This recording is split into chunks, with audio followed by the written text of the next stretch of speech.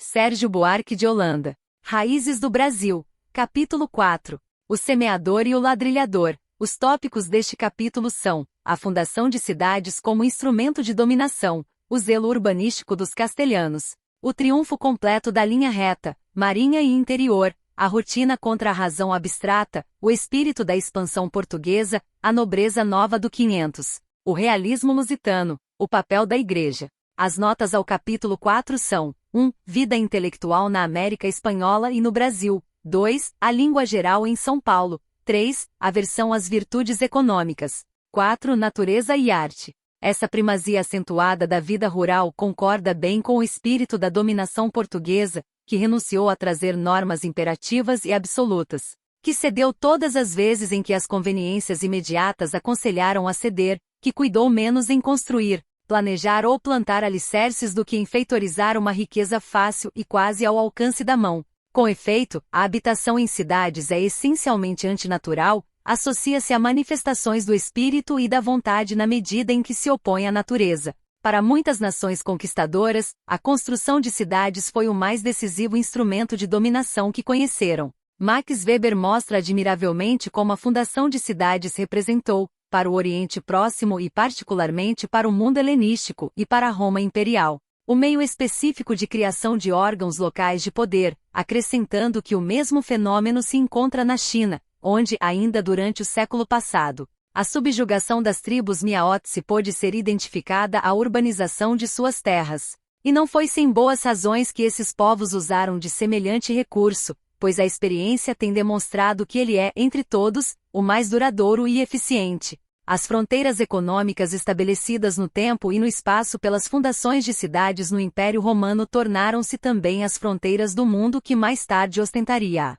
herança da cultura clássica. Os domínios rurais ganhavam tanto mais em importância quanto mais livres se achassem da influência das fundações de centros urbanos, ou seja, quanto mais distassem das fronteiras. Mas não é preciso ir tão longe na história e na geografia. Em nosso próprio continente, a colonização espanhola caracterizou-se largamente pelo que faltou à portuguesa, por uma aplicação insistente em assegurar o predomínio militar, econômico e político da metrópole sobre as terras conquistadas, mediante a criação de grandes núcleos de povoação estáveis e bem ordenados. Um zelo minucioso e previdente dirigiu a fundação das cidades espanholas na América. Se no primeiro momento ficou ampla liberdade ao esforço individual, a fim de que, por façanhas memoráveis, tratasse de incorporar novas glórias e novas terras à coroa de Castela, logo depois, porém, a mão forte do Estado fez sentir seu peso, impondo uma disciplina entre os novos e velhos habitadores dos países americanos,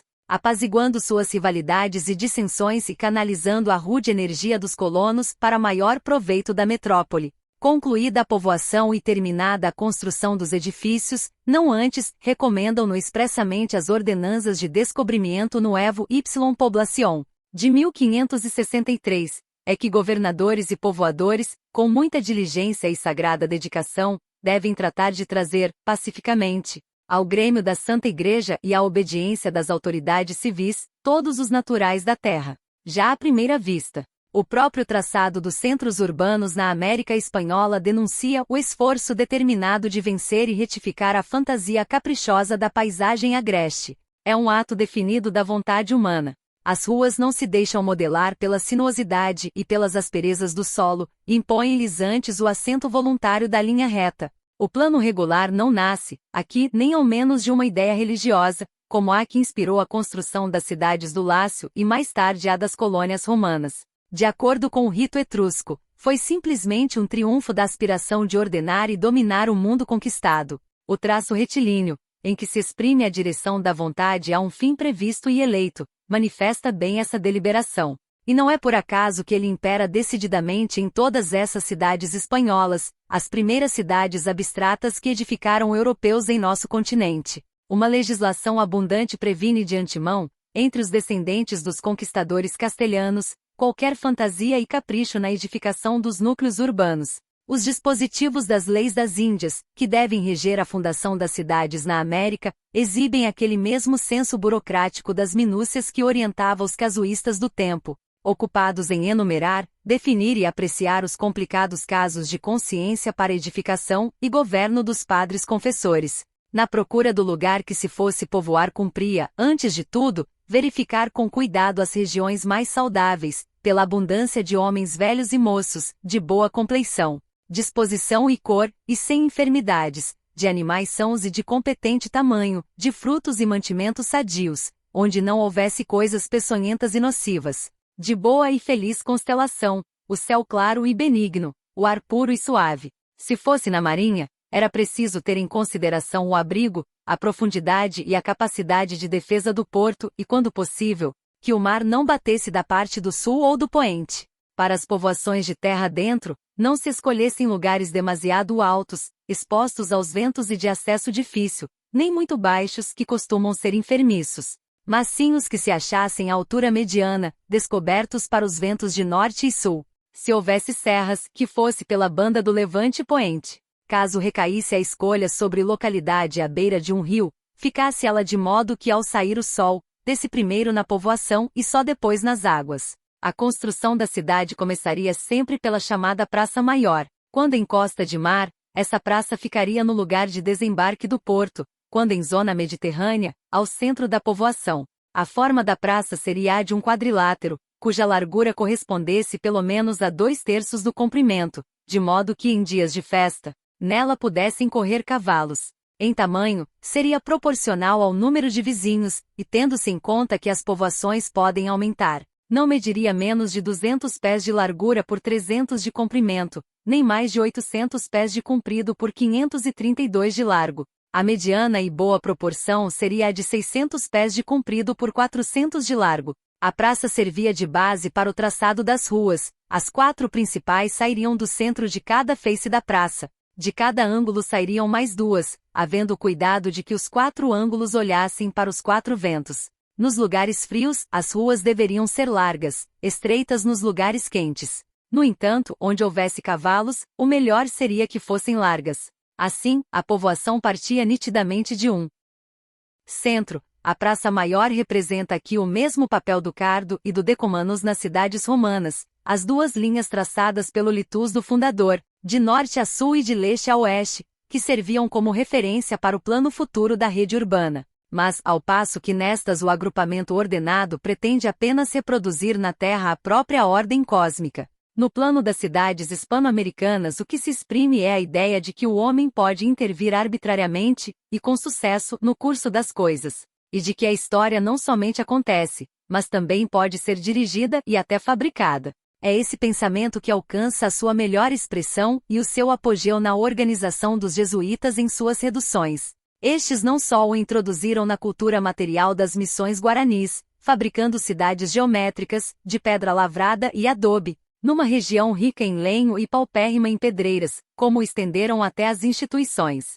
Tudo estava tão regulado, refere um depoimento, que nas reduções situadas em território hoje boliviano, início da citação de autor não informado, abre aspas. Conjuges indiani media nocte sono tintinabuli ad exercendo um coiton excitarentur, fecha aspas, autor não informado. Na América Portuguesa, entretanto, a obra dos jesuítas foi uma rara e milagrosa exceção. Ao lado do prodígio verdadeiramente monstruoso de vontade e de inteligência que constituiu essa obra, e do que também aspirou a ser a colonização espanhola, o empreendimento de Portugal parece tímido e mal aparelhado para vencer. Comparado ao dos castelhanos em suas conquistas, o esforço dos portugueses distingue-se principalmente pela predominância de seu caráter de exploração comercial, repetindo assim o exemplo da colonização na antiguidade, sobretudo da fenícia e da grega. Os castelhanos, ao contrário, querem fazer do país ocupado um prolongamento orgânico do seu.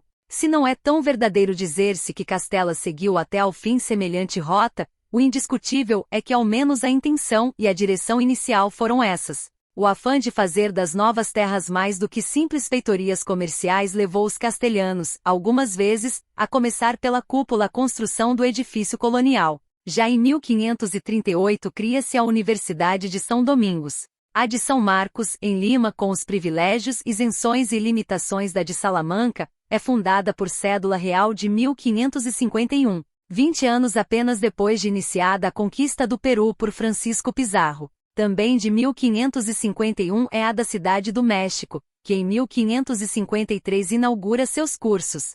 Outros institutos de ensino superior nascem ainda no século XVI e nos dois seguintes, de modo que ao encerrar-se o período colonial, tinham sido instaladas nas diversas possessões de Castela nada menos de 23 universidades, 6 das quais de primeira categoria, sem incluir as do México e Lima. Por esses estabelecimentos passaram, ainda durante a dominação espanhola, dezenas de milhares de filhos da América que puderam, assim, completar seus estudos sem precisar transpor o oceano. Esse exemplo não oferece senão uma das faces da colonização espanhola, mas que serve bem para ilustrar a vontade criadora que a anima. Não se quer dizer que essa vontade criadora distinguisse sempre o esforço castelhano, e que nele as boas intenções tenham triunfado persistentemente sobre todos os esforços, prevalecido sobre a inércia dos homens. Mas é indiscutivelmente por isso que seu trabalho se distingue do trabalho português no Brasil. Dir-se-ia que aqui, a colônia é simples lugar de passagem, para o governo como para os súditos. É, aliás, a impressão que levará Coster, já no século XIX, de nossa terra. Os castelhanos, por sua vez, prosseguiram no Novo Mundo a luta secular contra os infiéis, e a coincidência de ter chegado Colombo à América justamente no ano em que caía na península, o último baluarte sarraceno parece providencialmente calculada para indicar que não deveria existir descontinuidade entre um esforço e outro. Na colonização americana reproduziram eles naturalmente, e apenas apurados pela experiência, os mesmos processos já empregados na colonização de suas terras da metrópole, depois de expulsos os discípulos de Mafoma. E acresce o fato significativo de que nas regiões de nosso continente que lhes couberam, o clima não oferecia, em geral, grandes incômodos. Parte considerável dessas regiões estava situada fora da zona tropical e parte a grandes altitudes. Mesmo na cidade de Quito, isto é, em plena linha equinocial, o imigrante andaluz vai encontrar uma temperatura sempre igual, e que não excede em rigor a de sua terra de origem. Os grandes centros de povoação que edificaram os espanhóis no Novo Mundo estão situados precisamente nesses lugares onde a altitude permite aos europeus, mesmo na zona tórrida, desfrutar um clima semelhante ao que lhes é habitual em seu país. Ao contrário da colonização portuguesa, que foi antes de tudo litorânea e tropical, a castelhana parece fugir deliberadamente da marinha, preferindo as terras do interior e os planaltos.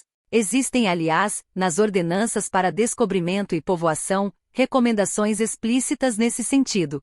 Início da citação de autor não informado, abre aspas, não se escolham sítios para povoação em lugares marítimos, devido ao perigo que há neles de corsários e por não serem tão sadios, e porque a gente desses lugares não se aplica em lavrar e em cultivar a terra, nem se formam tão bem os costumes. Só em caso de haver bons portos é que se poderiam instalar povoações novas ao longo da orla marítima, e ainda assim apenas aquelas que fossem verdadeiramente indispensáveis, para que se facilitasse a entrada, o comércio e a defesa da terra, fecha aspas, autor não informado. Os portugueses, esses criavam todas as dificuldades às entradas terra adentro, receosos de que com isso se despovoasse a marinha. No regimento do primeiro governador-geral do Brasil, Tomé de Souza, estipula-se expressamente que pela terra firme adentro, não vá tratar pessoa alguma sem licença especial do governador ou do provedor-mor da fazenda real, acrescentando-se ainda que tal licença não se dará senão a pessoa que possa ir a bom recado e que de sua ida e tratos se não seguirá prejuízo algum,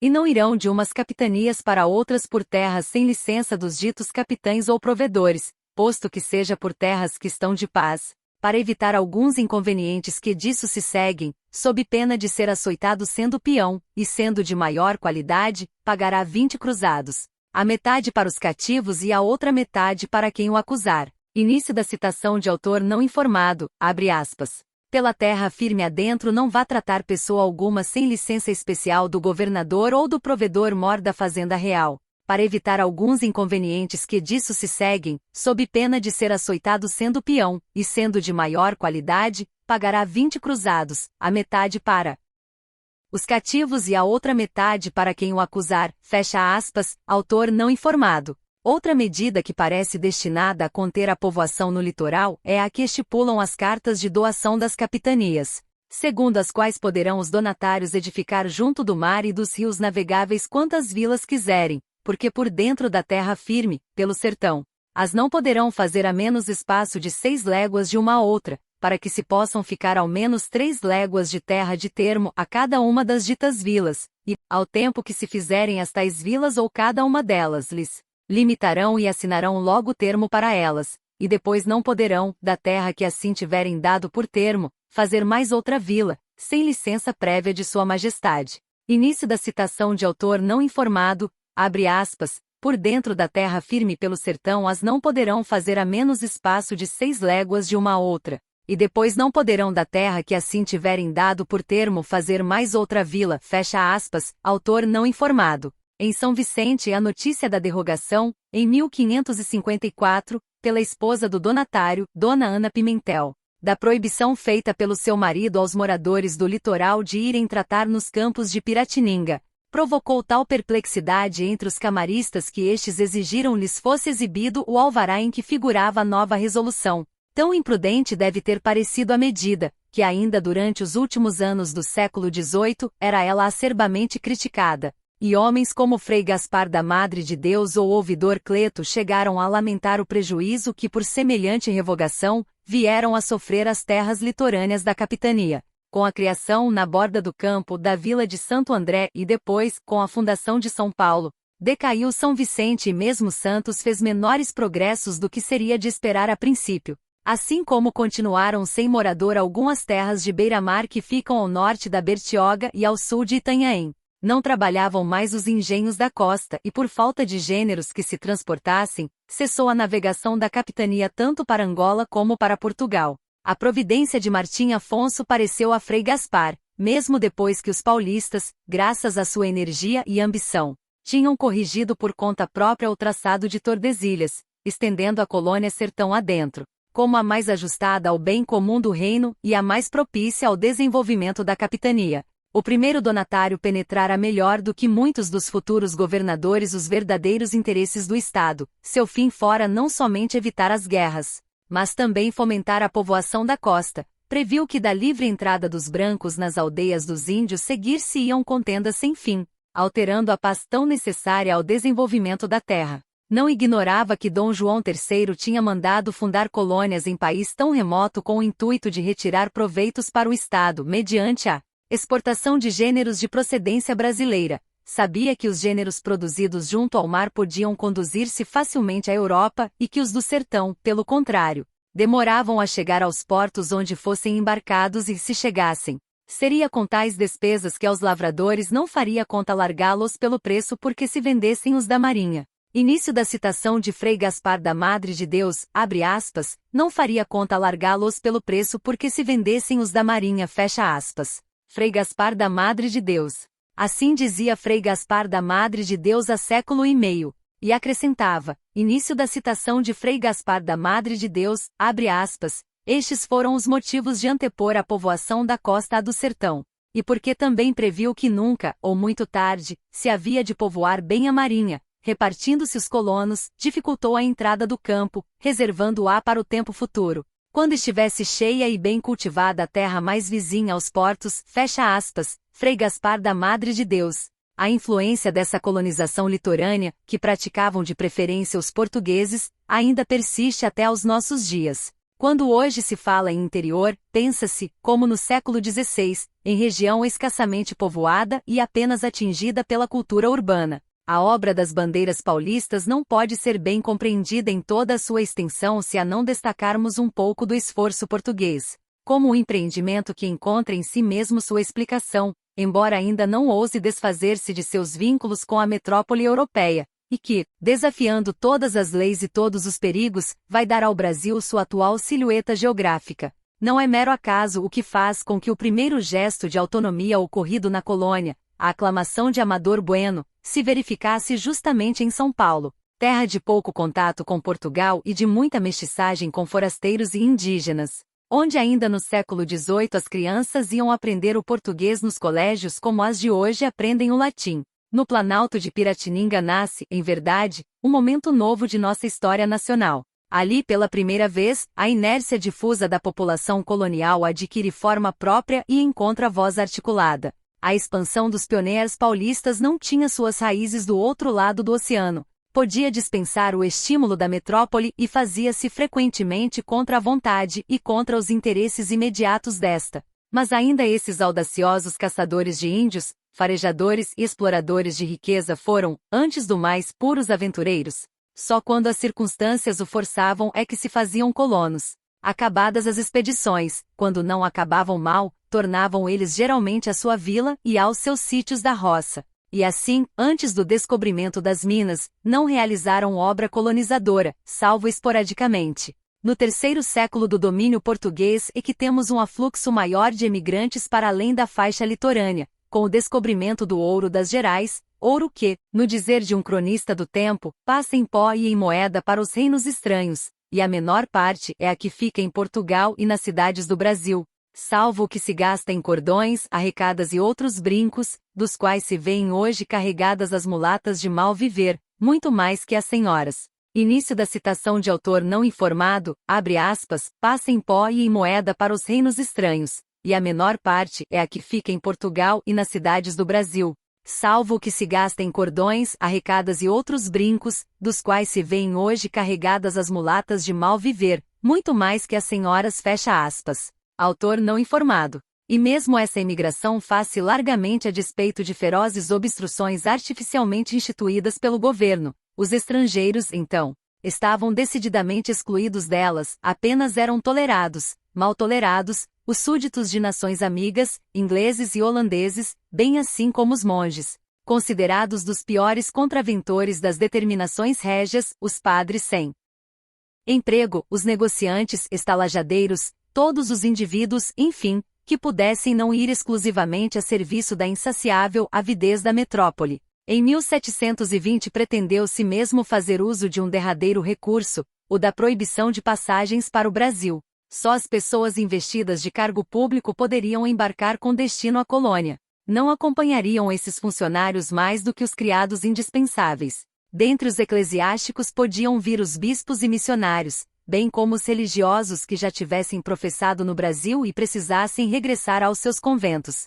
Finalmente seria dada licença, excepcionalmente a particulares que conseguissem justificar a alegação de terem negócios importantes, comprometendo-se a voltar dentro de prazo certo. Então, e só então, é que Portugal delibera intervir mais energicamente nos negócios de sua possessão ultramarina, mas para usar de uma energia puramente repressiva, policial, e menos dirigida a edificar alguma coisa de permanente do que a absorver tudo quanto lhe fosse de imediato proveito. É o que se verifica em particular na chamada demarcação diamantina, espécie de Estado dentro do Estado, com seus limites rigidamente definidos, e que ninguém pode transpor sem licença expressa das autoridades. Os moradores, regidos por leis especiais, formavam como uma só família, governada despoticamente pelo intendente-geral. Início da citação de Martius, abre aspas, única na história essa ideia de se isolar um território, onde todas as condições civis ficavam subordinadas à exploração de um bem exclusivo da coroa, fecha aspas, Martius.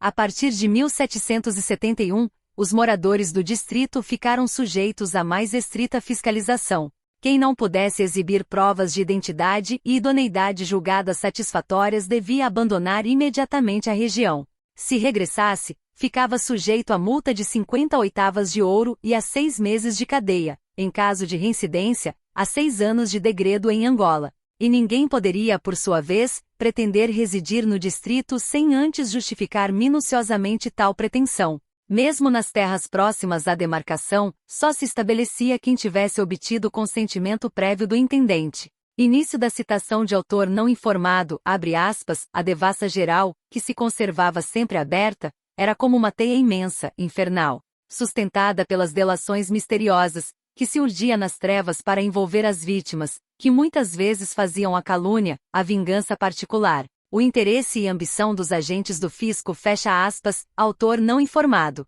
A circunstância do descobrimento das minas, sobretudo das minas de diamantes, foi, pois, o que determinou finalmente Portugal a pôr um pouco mais de ordem em sua colônia. Ordem mantida com artifício pela tirania dos que se interessavam em ter mobilizadas todas as forças econômicas do país para lhes desfrutarem, sem maior trabalho, os benefícios.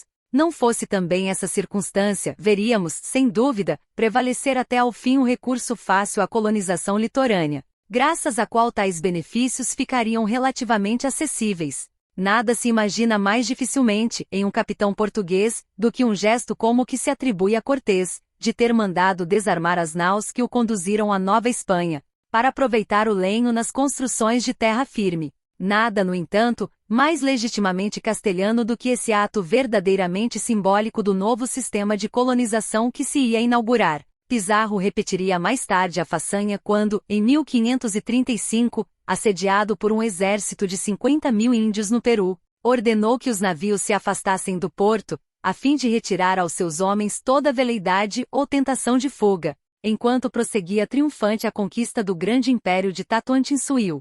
Para esses homens, o mar certamente não existia, salvo como obstáculo a vencer. Nem existiam as terras do litoral, a não ser como acesso para o interior e para as tierras templadas ou frias. No território da América Central, os centros mais progressivos e mais densamente povoados situam-se perto do oceano, é certo, mas do Oceano Pacífico, não do Atlântico, estrada natural da conquista e do comércio. Atraídos pela maior amenidade do clima nos altiplanos das proximidades da costa ocidental, foi neles que fizeram os castelhanos seus primeiros estabelecimentos.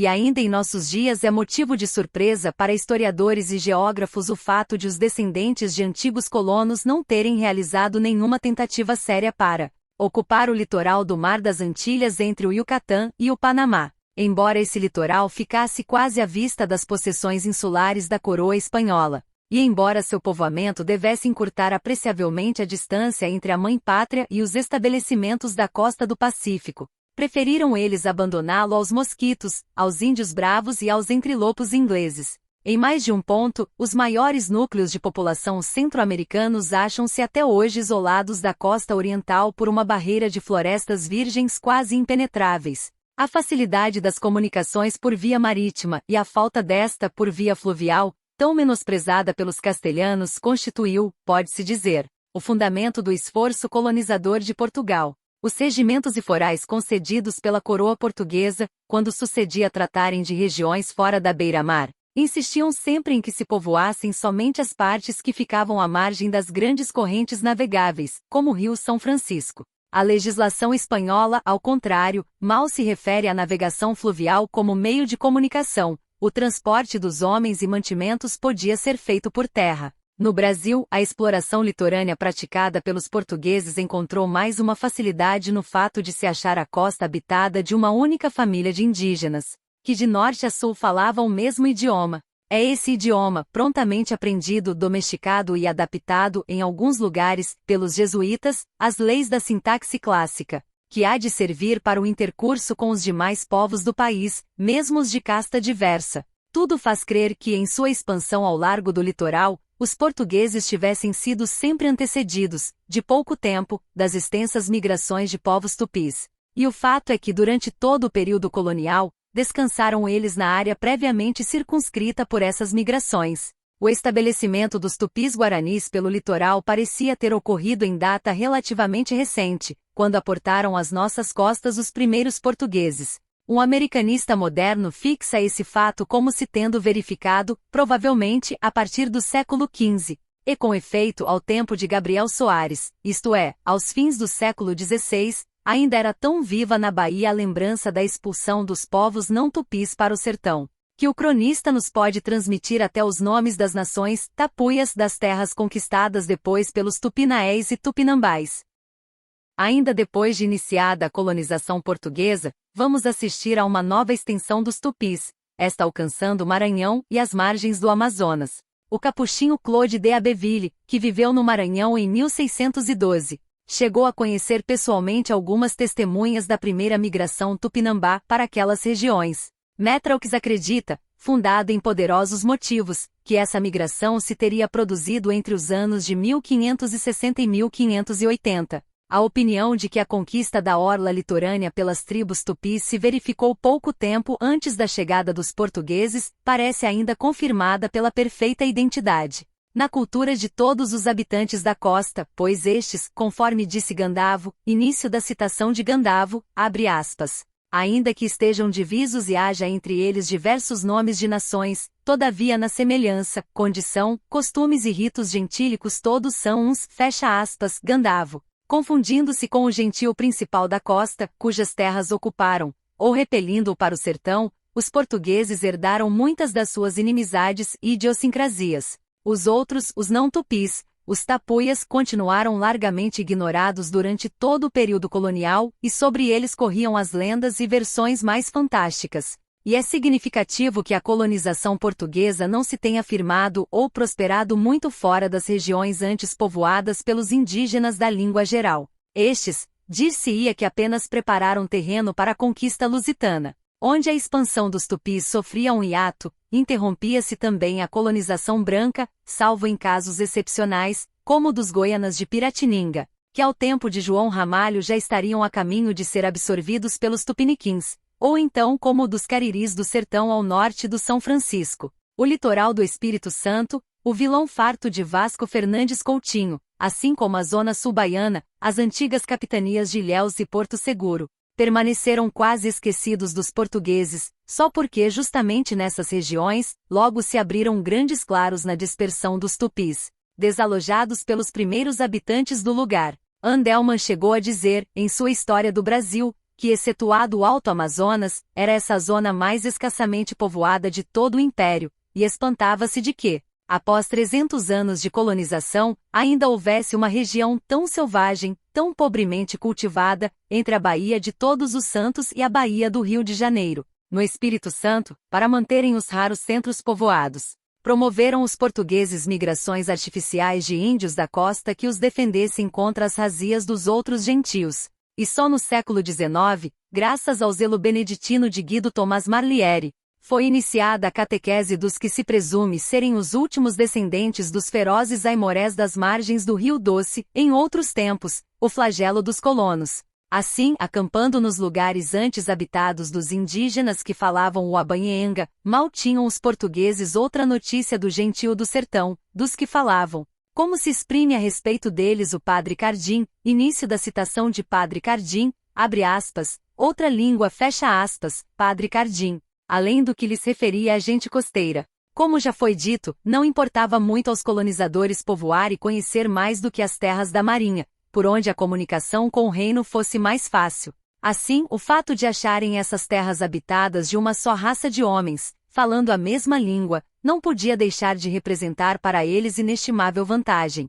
A fisionomia mercantil, quase semita, dessa colonização exprime-se tão sensivelmente no sistema de povoação litorânea ao alcance dos portos de embarque quanto no fenômeno, já aqui abordado, do desequilíbrio entre o esplendor rural e a miséria urbana. O padre Manuel da Nóbrega, em carta de 1552, exclamava, início da citação de Manuel da Nóbrega, abre aspas, de quantos lá vieram. Nenhum tem amor a esta terra, todos querem fazer em seu proveito, ainda que seja à custa da terra, porque esperam de se ir fecha aspas, Manuel da Nóbrega. Em outra carta do mesmo ano, repisa o assunto, queixando-se dos que preferem ver sair do Brasil muitos navios carregados de ouro do que muitas almas para o céu. E acrescenta, início da citação de Manuel da Nóbrega, abre aspas, não querem bem a terra, pois têm sua afeição em Portugal, nem trabalham tanto para favorecer, como por se aproveitarem de qualquer maneira que puderem, isto é geral,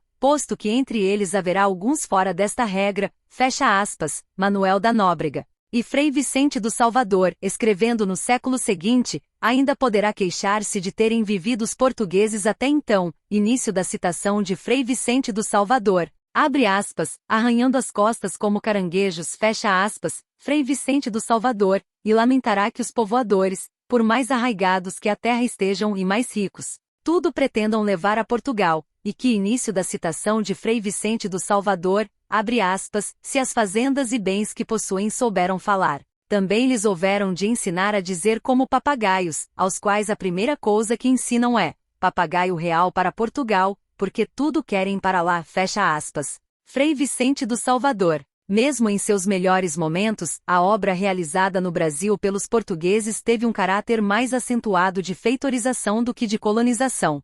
Não convinha que aqui se fizessem grandes obras, ao menos quando não produzissem imediatos benefícios. nada que acarretasse maiores despesas ou resultasse em prejuízo para a metrópole. O preceito mercantilista, adotado aliás por todas as potências coloniais até o século XIX, segundo o qual metrópole e colônias hão de completar-se reciprocamente, ajustava-se bem a esse ponto de vista. Assim era rigorosamente proibida, nas possessões ultramarinas, a produção de artigos que pudessem competir com os do reino. Em fins do século XVIII, como da capitania de São Pedro do Rio Grande principiasse a exportação de trigo para outras partes do Brasil, o gabinete de Lisboa fazia sustar sumariamente o cultivo desse cereal, e no alvará de 5 de janeiro de 1785, que mandava extinguir todas as manufaturas de ouro, prata, seda, algodão, linho e lã porventura existentes em território brasileiro, alegava-se que tendo os moradores da colônia, por meio da lavoura e da cultura, tudo quanto lhes era necessário, se a isso ajuntassem as vantagens da indústria e das artes para vestuário, início da citação de autor não informado, abre aspas, ficarão os ditos habitantes totalmente independentes da sua capital dominante, fecha aspas, autor não informado. Com tudo isso, a administração portuguesa parece, em alguns pontos, relativamente mais liberal do que a das possessões espanholas. Assim é que, ao contrário do que sucedia nessas, foi admitida aqui a livre entrada de estrangeiros que se dispusessem a vir trabalhar. Inúmeros foram os espanhóis, italianos, flamengos, ingleses, irlandeses, alemães que para cá vieram, aproveitando-se dessa tolerância. Aos estrangeiros era permitido, além disso, percorrerem as costas brasileiras na qualidade de mercadores, desde que se obrigassem a pagar 10% do valor das suas mercadorias, como imposto de importação, e desde que não traficassem com os indígenas. Essa situação prevaleceu ao menos durante os primeiros tempos da colônia. Só mudou em 1600, durante o domínio espanhol, quando Felipe II ordenou fossem terminantemente excluídos todos os estrangeiros do Brasil. Proibiu-se então seu emprego como administradores de propriedades agrícolas, determinou-se fosse realizado o recenseamento de seu número, domicílio e cabedais. Em certos lugares, como em Pernambuco, deu-se-lhes ordem de embarque para os seus países de origem. 27 anos mais tarde renova-se essa proibição, que só depois da restauração seria parcialmente revogada, em favor de ingleses e holandeses. Na realidade, o exclusivismo dos castelhanos, em contraste com a relativa liberalidade dos portugueses, constitui parte obrigatória, inalienável de seu sistema. Compreende-se que para a legislação castelhana, deva ter parecido indesejável, como prejudicial à boa disciplina dos súditos, o trato e convívio de estrangeiros em terras de tão recente conquista e de domínio tão mal assente. Essa liberalidade dos portugueses pode parecer, em comparação, uma atitude negativa, mal definida, e que proviria em parte de sua moral interessada. Moral de negociantes, embora de negociantes ainda sujeitos, por muitos e poderosos laços, à tradição medieval. Pouco importa aos nossos colonizadores que seja frouxa e insegura a disciplina fora daquilo em que os freios podem melhor aproveitar, e imediatamente, aos seus interesses terrenos. Para isso também contribuiria uma aversão congênita a qualquer ordenação impessoal da existência, aversão que entre os portugueses não encontrava corretivo na vontade de domínio, sujeita aos meios relativamente escassos de que dispunham como nação, nem em qualquer tendência pronunciada para essa rigidez ascética a que a própria paisagem áspera de Castela já parece convidar os seus naturais e que se resolve, não raro, na inclinação para subordinar esta vida a normas regulares e abstratas. A fantasia com que em nossas cidades, comparadas às da América Espanhola, se dispunham muitas vezes as ruas ou as habitações, sem dúvida, um reflexo de tais circunstâncias. Na própria Bahia, o maior centro urbano da colônia, um viajante do princípio do século XVIII notava que as casas se achavam dispostas segundo o capricho dos moradores. Tudo ali era irregular, de modo que a praça principal, onde se erguia o palácio dos vice-reis, parecia estar só por acaso no seu lugar. Ainda no primeiro século da colonização, em São Vicente e em Santos, ficavam as casas em tal desalinho que o primeiro governador-geral do Brasil se queixava de não poder morar as duas vilas, pois isso acarretaria grandes trabalhos e muito dano aos moradores. É verdade que o esquema retangular não deixava de manifestar-se, no próprio Rio de Janeiro já surge em esboço, quando encontrava poucos empecilhos naturais. Seria ilusório, contudo, supor que sua presença resultasse da atração pelas formas fixas e pré-estabelecidas, que exprimem uma enérgica vontade construtora. quando certo é que procedem, em sua generalidade, dos princípios racionais e estéticos de simetria que o Renascimento instaurou, inspirando-se nos ideais da antiguidade. Seja como for, o traçado geométrico jamais pôde alcançar, entre nós, a importância que veio a ter em terras da coroa de Castela, não raro. O desenvolvimento ulterior dos centros urbanos repeliu aqui esse esquema inicial para obedecer antes às sugestões topográficas. A rotina, e não a razão abstrata, foi o princípio que norteou os portugueses, nesta como em tantas outras expressões de sua atividade colonizadora. Preferiam agir por experiências sucessivas, nem sempre coordenadas umas às outras, a traçar de antemão um plano para segui-lo até ao fim. Raros os estabelecimentos fundados por eles no Brasil que não tenham mudado uma, duas ou mais vezes de sítio.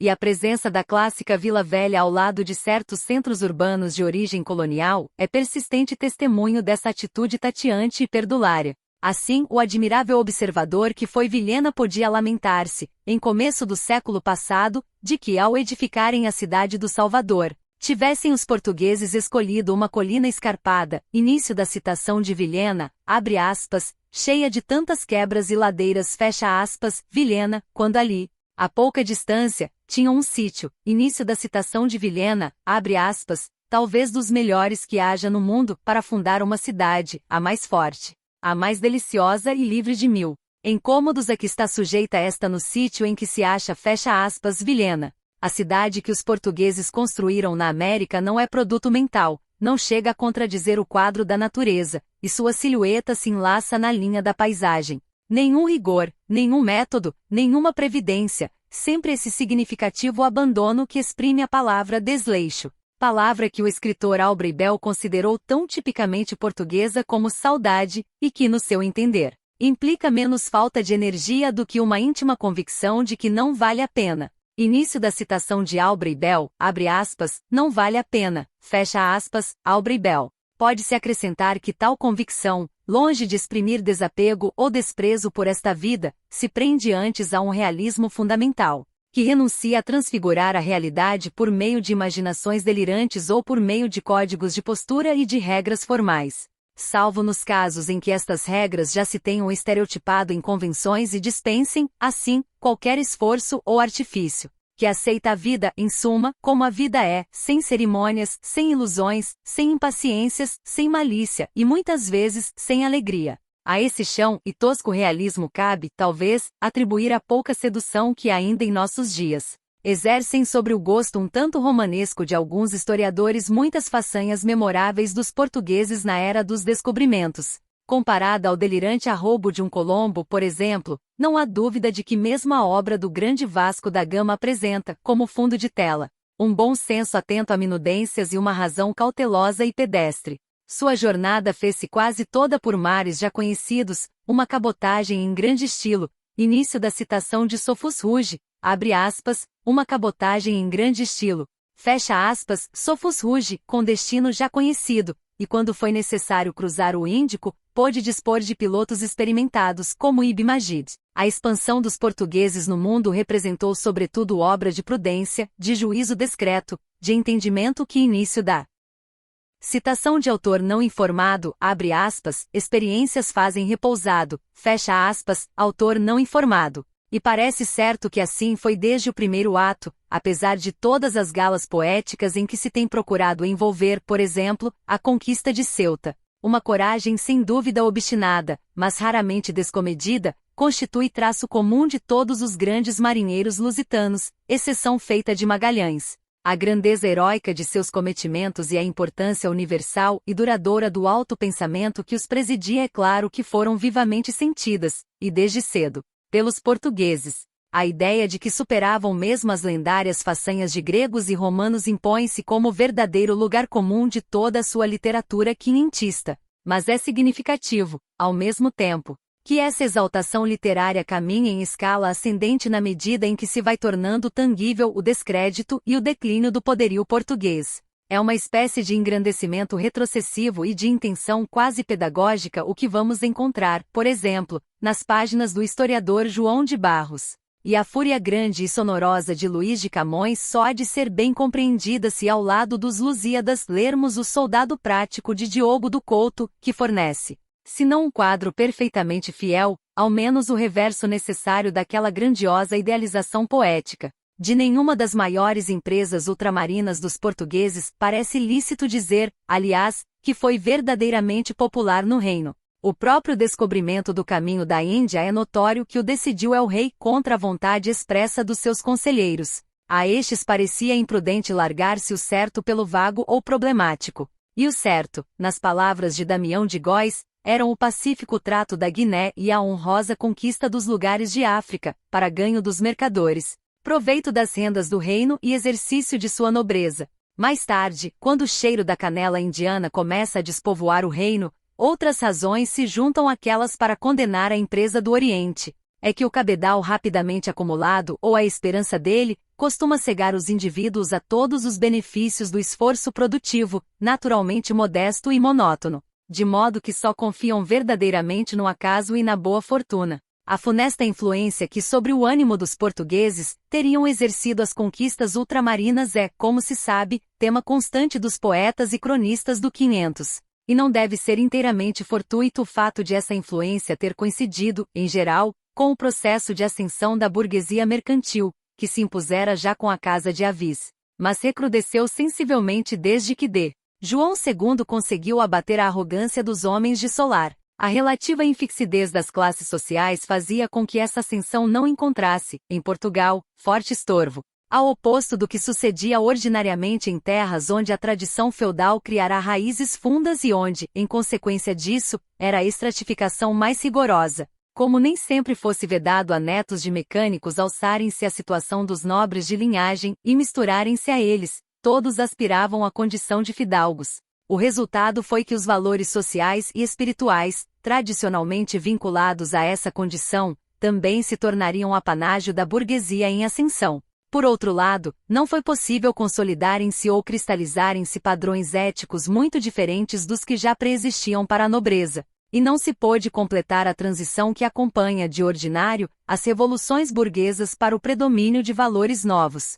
À medida que subiam na escala social, as camadas populares deixavam de ser portadoras de sua primitiva mentalidade de classe para aderirem à dos antigos grupos dominantes. Nenhuma das virtudes econômicas tradicionalmente ligadas à burguesia pôde, por isso, conquistar bom crédito. E é característico dessa circunstância o sentido depreciativo que se associou, em português, a palavras tais como traficante e, sobretudo, tratante, que a princípio, e ainda hoje em castelhano, designam simplesmente, e sem qualquer label, o homem de negócios.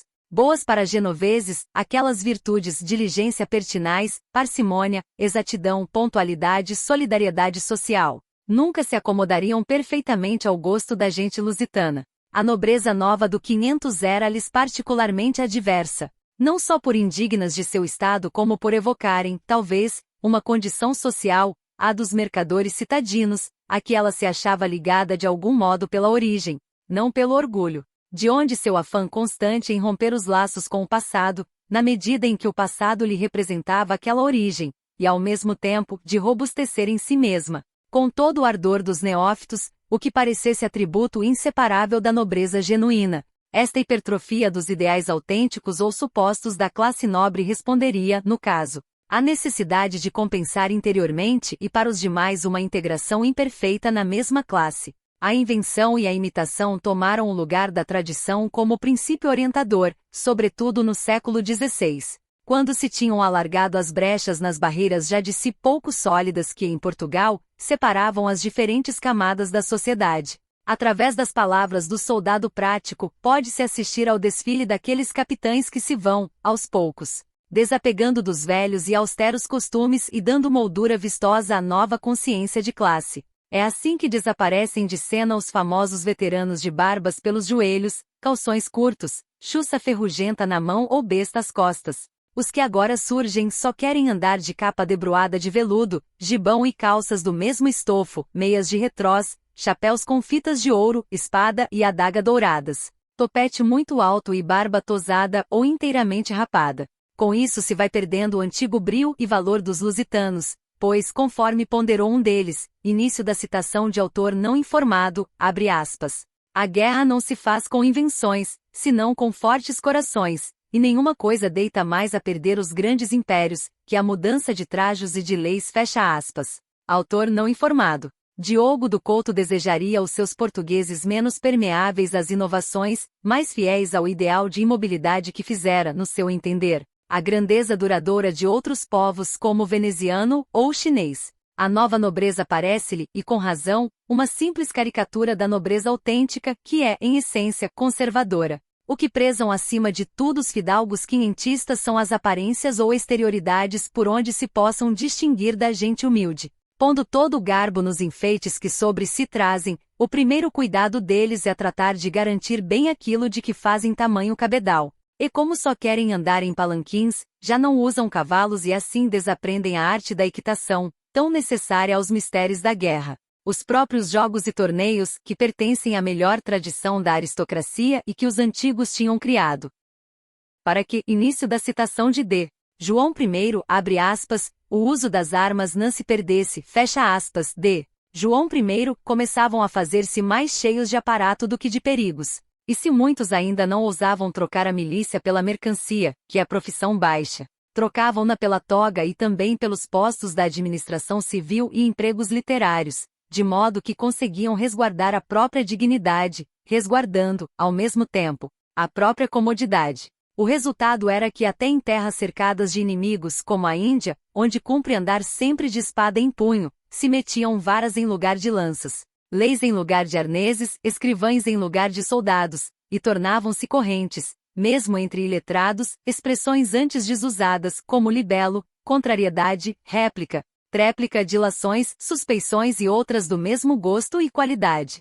Sobre essa paisagem de decadência deve situar-se, como sobre um cenário que ao mesmo tempo, a completa e aviva pelo contraste, não só a exasperação nativista de um Antônio Ferreira, mas até, e principalmente, o som alto e sublimado dos Lusíadas. Em Camões, a tinta épica de que se esmaltavam os altos feitos lusitanos não corresponde tanto a uma aspiração generosa e ascendente como a uma retrospecção melancólica de glórias extintas. Nesse sentido, cabe dizer que o poeta contribuiu antes para desfigurar do que para fixar eternamente a verdadeira fisionomia moral dos heróis da expansão ultramarina. A tradição portuguesa, longe de manifestar-se no puro afã de glórias e na exaltação grandílocua das virtudes heróicas, parece exprimir-se, ao contrário, no discreto uso das mesmas virtudes. E se Camões encontrou alguma vez o timbre adequado para formular essa tradição, foi justamente nas oitavas finais de sua epopeia, em que aconselha de Sebastião a favorecer e levantar os mais experimentados, que sabem, início da citação de Luís de Camões, abre aspas, o como, o quando e onde as coisas cabem, fecha aspas, Luís de Camões, e enaltece a disciplina militar que se aprende pela prática assídua, início da citação de Luís de Camões, abre aspas, vendo, tratando, pelejando, e não pela fantasia, sonhando, imaginando ou estudando, fecha aspas, Luís de Camões. Para esse modo de entender ou de sentir, não são os artifícios, nem é a imaginação pura e sem proveito, ou a ciência, que podem sublimar os homens. O crédito há de vir pela mão da natureza, como um dom de Deus, ou pelo exercício daquele bom senso amadurecido na experiência, que faz com que as obras humanas tenham mais de natureza do que de arte. Já observar o velho Sá de Miranda que início da citação de Sá de Miranda, abre aspas, pouco por força podemos, isso que é por saber veio, todo o mal jaz nos extremos. O bem todo jaz no meio, fecha aspas, Sá de Miranda. E um século antes, el-rei de Duarte tinha colocado acima da vontade espiritual a início da citação de de Duarte, abre aspas, vontade perfeita, fecha aspas. De Duarte, sobre a qual início da citação de de Duarte, abre aspas, faz fundamento a real prudência, fecha aspas, de Duarte, dizendo preferir os que seguem o início da citação de de Duarte, abre aspas, juízo da razão e do entender, fecha aspas, de Duarte, início da citação de de Duarte, abre aspas, caminho da discrição,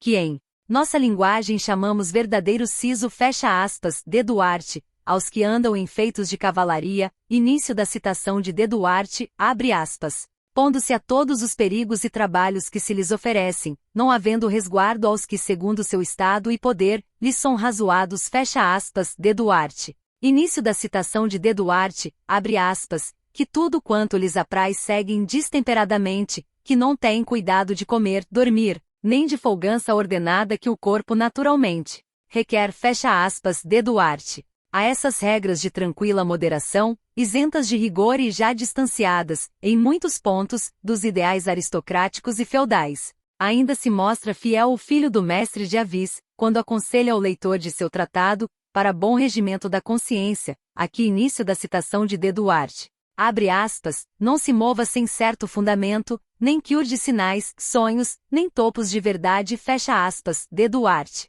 Nisso mostra-se representante exemplar desse realismo que repele abstrações ou delírios místicos, que na própria religião, se inclina para as devoções mais pessoais, para as manifestações mais tangíveis da divindade. E se é certo que na literatura medieval portuguesa surge, com insistência característica, o tema da dissonância entre o indivíduo e o mundo, e até o comprazer-se nela, não é evidente que essa mesma dissonância já implica uma imagem afirmativa, um gosto pelo mundo e pela vida? Longe de corresponder a uma atitude de perfeito desdém pela sociedade dos homens, o apartar-se deles, nestes casos, significa, quase sempre, incapacidade para abandonar inteiramente os vãos cuidados terrenos. O próprio Amadís, modelo de valor e espelho de cortesia, não consegue tornar-se um anacoreta genuíno no ermo da penha pobre, porque tem a acompanhar todos os seus pensamentos e obras a lembrança indelével de Oriana. Na lírica dos antigos cancioneiros, onde vamos encontrar essa atitude em estado bruto, as efusões do coração, as evocações ternas ou sombrias, as malogradas aspirações, as imprecações, os desenganos jamais se submeterão àquelas construções impessoais que admirariam mais tarde os artistas do Renascimento e do Classicismo, mas compõem um rústico jardim de emoções íntimas. Todo arranjo teórico será insólito aqui, pois os acidentes da experiência individual têm valor único e terminante. Muitos males se escusariam, dirá uma personagem da obra de Jorge de Montemor, e muitas desditas não aconteceriam. Início da citação de Jorge de Montemor, abre aspas, se nós outros dexacemos de dar crédito a palavras bien ordenadas y razones bien compuestas de corazones libres, porque em ninguna coisa elos muestram tanto sério como em saber desir por ordem o mal que quando é esse verdadeiro, no hay coisa mas fuera delia. Fecha aspas. Jorge de Montemor. Reflexão que representa como um eco de outra de Bernardim Ribeiro.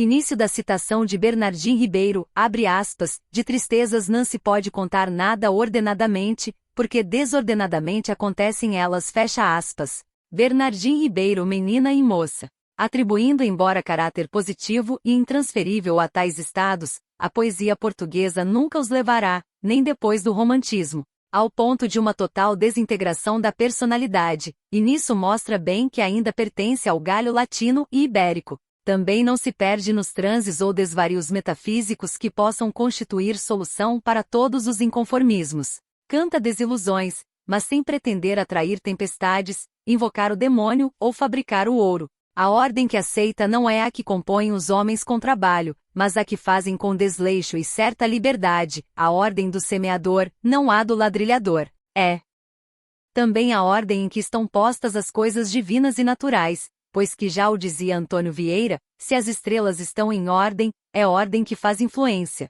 não é ordem que faça lavor. Início da citação de Antônio Vieira, abre aspas, não fez Deus o céu em xadrez de estrelas, fecha aspas, Antônio Vieira. A visão do mundo que assim se manifesta de modo cabal na literatura, sobretudo na poesia, deixou seu cunho impresso nas mais diversas esferas da atividade dos portugueses, mormente no domínio que em particular nos interessa, o da expansão colonizadora. Cabe observar, aliás, que nenhum estímulo vindo de fora os incitaria a tentar dominar seriamente o curso dos acontecimentos, a torcer a ordem da natureza. E ainda nesse caso será instrutivo o confronto que se pode traçar entre eles e outros povos hispânicos. A fúria centralizadora, codificadora, uniformizadora de Castela, que tem sua expressão mais nítida no gosto dos regulamentos meticulosos, capaz de exercer-se, conforme já se acentuou, até sobre o traçado das cidades coloniais, vem de um povo internamente desunido e sob permanente ameaça de desagregação. Povo que precisou lutar, dentro de suas próprias fronteiras peninsulares, com o problema dos aragoneses, o dos catalães, o dos euscaros, não só até 1492, mas até 1611, o dos mouriscos. Não é assim de admirar-se, na medida em que a vocação imperial dos castelhanos vai lançando suas sombras sobre flamengos e alemães, borguinhões e milaneses, napolitanos e sicilianos, muçulmanos da Berbéria e índios da América e do Oriente. A projeção da monarquia do Escorial para além das fronteiras e dos oceanos tenha como acompanhamento obrigatório o propósito de tudo regular, ao menos em teoria, quando não na prática por uma espécie de compulsão mecânica. Essa vontade normativa, produto de uma agregação artificiosa e ainda mal segura, ou melhor, de uma aspiração à unidade de partes tão desconexas, pôde exprimir-se nas palavras de Olivares quando exortava Filipe IV, rei de Portugal, de Aragão, de Valência e conde de Barcelona. Início da citação de Gaspar de Guzmán, conde-duque de Olivares, abre aspas, reduzir todos os reinos de que se compõe a Espanha aos estilos e leis de Castela, pois desse modo há de ser o soberano mais poderoso do mundo, fecha aspas, Gaspar de Guzmán, conde-duque de Olivares. O amor exasperado à uniformidade e à simetria surge, pois, como resultado da carência de verdadeira unidade. Portugal, por esse aspecto, é um país comparativamente sem problemas. Sua unidade política realizará-a desde o século XIII, antes de qualquer outro Estado europeu moderno, e em virtude da colonização das terras meridionais. Libertas enfim do sarraceno, fora-lhe possível alcançar apreciável homogeneidade étnica. A essa precoce satisfação de um impulso capaz de congregar todas as energias em vista de um objetivo que transcendia a realidade presente, permitindo que certas regiões mais elevadas da abstração e da formalização cedessem o primeiro plano a situações concretas e individuais, as árvores que não deixam ver a floresta, segundo o velho rifão, cabe talvez relacionar o realismo, o naturalismo de que deram tamanhas provas os portugueses no curso de sua história. Explica-se como, por outro lado, o natural conservantismo, o deixar estar, o desleixo, pudessem sobrepor-se tantas vezes entre eles a ambição de arquitetar o futuro, de sujeitar o processo histórico a leis rígidas, ditadas por motivos superiores às contingências humanas. Restava, sem dúvida, uma força suficientemente poderosa e arraigada nos corações para imprimir coesão e sentido espiritual à simples ambição de riquezas. Contra as increpações de Paulo Jóvio, que acusava os portugueses de ganância e falta de escrúpulo no negócio das especiarias, podia o humanista Damião de Góis objetar que os proveitos da mercancia eram necessários para se atenderem às despesas com guerras imprevistas na propagação da fé católica, e se abusos houvesse, caberia toda a culpa aos mercadores, bufarinheiros e regatões, para os quais nenhuma lei existe além da que favorece sua ambição de ganho. Mas essa escusa piedosa não impede que ao menos nas dependências ultramarinas de Portugal, quando não na própria metrópole, o catolicismo tenha acompanhado quase sempre o relaxamento usual estreitamente sujeita ao poder civil,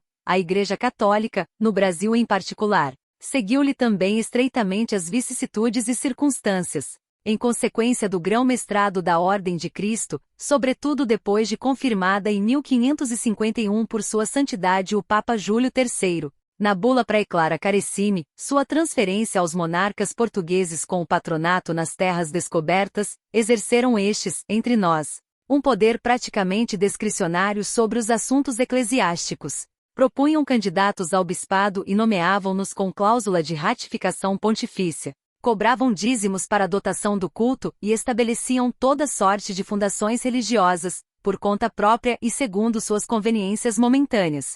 A Igreja transformará-se, por esse modo, em simples braço do poder secular, em um departamento da administração leiga ou, conforme dizia o padre Júlio Maria, em um instrumentum regni. O fato de os nossos clérigos se terem distinguido frequentemente como avessos à disciplina social e mesmo ao respeito pela autoridade legal. O célebre liberalismo dos eclesiásticos brasileiros de outrora parece relacionar-se largamente com semelhante situação. Como corporação, a Igreja podia ser aliada e até cúmplice fiel do poder civil onde se tratasse de refrear certas paixões populares. Como indivíduos, porém, os religiosos lhe foram constantemente contrários. Não só no período colonial, mas também durante o Império, que manteve a tradição do padroado. As constantes intromissões das autoridades nas coisas da Igreja tendiam a provocar no clero uma atitude de latente revolta contra as administrações. Essa revolta reflete-se na própria pastoral coletiva do Episcopado Brasileiro de março de 1890, que surge quase como um aplauso franco ao regime republicano, implantado 4 meses antes, não obstante lhe seja impossível aprovar, em princípio, as ideias de separação entre a Igreja e o Estado. Nesse documento são ridicularizados os ministros de Estado que ordenavam aos bispos o cumprimento dos cânones do Concílio de Trento nos provimentos das paróquias, que lhes proibiam a saída da diocese sem licença do governo, sob pena de ser declarada a sé vacante e de procederem as autoridades civis à nomeação do sucessor, que exigiam fossem sujeitos à aprovação dos administradores leigos os compêndios de teologia em que deveriam estudar os alunos dos seminários, que vedavam as ordens regulares, o receberem noviços, que negavam aos vigários o direito de reclamarem velas da banqueta, que fixavam a quem competia a nomeação do porteiro da massa nas catedrais, referindo-se, por fim, aos efeitos do padroado, em que se firmava essa posição de inconteste supremacia do poder temporal, conclui a pastoral. Início da citação, abre aspas, era uma proteção que nos abafava, fecha aspas, autor não informado. Pode-se acrescentar que subordinando indiscriminadamente clérigos e leigos ao mesmo poder por vezes caprichoso e despótico, essa situação estava longe de ser propícia à influência da Igreja e, até certo ponto, das virtudes cristãs na formação da sociedade brasileira. Os maus padres, isto é, negligentes, gananciosos e dissolutos, nunca representaram exceções em nosso meio colonial, e os que pretendessem reagir contra o relaxamento geral dificilmente encontrariam meios para tanto. Destes, a maior parte pensaria como nosso primeiro bispo, em terra tão nova. Início da citação, abre aspas, muitas mais coisas se hão de dissimular que castigar, fecha aspas, autor não informado. Sérgio Buarque de Holanda. Raízes do Brasil. Notas ao capítulo 4. Vida intelectual na América Espanhola e no Brasil. O desaparecimento de vários arquivos universitários, como os de Lima e de Chuquisaca, é uma das razões da falta de dados precisos sobre o número de estudantes diplomados por esses estabelecimentos. Contudo, não seria exagerada a estimativa feita por um historiador, que avalia em cerca de 150 mil total para toda a América Espanhola. Só da Universidade do México sabe-se com segurança que, no período entre 1775 e a independência, saíram 7.850 bacharéis e 473 doutores e licenciados. É interessante confrontar este número com o dos naturais do Brasil graduados durante o mesmo período, de 1775 a 1821, em Coimbra, que foi 10 vezes menor, ou exatamente 720. Igualmente surpreendente é o contraste entre as Américas espanhola e portuguesa no que respeita à introdução de outro importante instrumento de cultura, a imprensa. Sabe-se que já em 1535, se imprimiam livros na Cidade do México e que 4 anos mais tarde, se instalava ali a oficina do lombardo Giovanni Paoli, ou Juan Pablos, agente do impressor alemão João Bromberger, de Sevilha. Da Nova Espanha, a arte tipográfica é levada, ainda em fins do século XVI, para Lima, datando de 1584 a autorização para se estabelecer oficina impressora na capital peruana. Em todas as principais cidades da América Espanhola existiam estabelecimentos gráficos por volta de 1747, o ano em que aparece no Rio de Janeiro, para logo depois ser fechada, por ordem real, a oficina de Antônio Isidoro da Fonseca. A Carta Régia de 5 de julho do referido ano, mandando sequestrar e devolver ao reino, por conta e risco dos donos, as letras de imprensa, alega não ser conveniente que no Estado do Brasil se imprimam papéis no tempo presente, nem ser utilidade aos impressores trabalharem no seu ofício onde as despesas são maiores que no reino, do qual podem ir impressos os livros e papéis no mesmo tempo em que deles devem ir as licenças da Inquisição, e do meu conselho ultramarino, sem as quais se não podem imprimir nem correr as obras. Início da citação, abre aspas, se imprimam papéis no tempo presente, do qual podem ir impressos os livros e papéis no mesmo tempo em que deles devem ir as licenças da Inquisição, e do meu conselho ultramarino, sem as quais se não podem imprimir nem correrem as obras, fecha aspas, autor não informado. Antes de iniciado o século XIX, em que verdadeiramente se introduziu a imprensa no Brasil, com a vinda da corte portuguesa, o número de obras dadas à estampa só na Cidade do México, segundo pôde apurar José Toribio Medina, elevou-se a 8.979. assim distribuídas: no século XVI, 251, no século XVII, 1838, no século XVIII, 6.890. Em começo do século XIX, até 1821, publicaram-se na Cidade do México mais 2.673 obras, o que eleva a 11.652 o total saído das suas oficinas durante o período colonial. Não é de admirar-se, já em fins do século XVIII, se inicia ali a imprensa periódica americana, com a publicação, a partir do ano de 1671, da primeira Gaceta, que saiu da loja de Bernardo Calderón. Posto que menos considerável do que a do México, a bibliografia limenha é ainda assim digna de registro. José Toribio Medina pôde assinalar, conhecidos de visu ou através de referências fidedignas, 3.948 títulos de obras saídas das oficinas da capital peruana entre os anos de 1584 e 1824.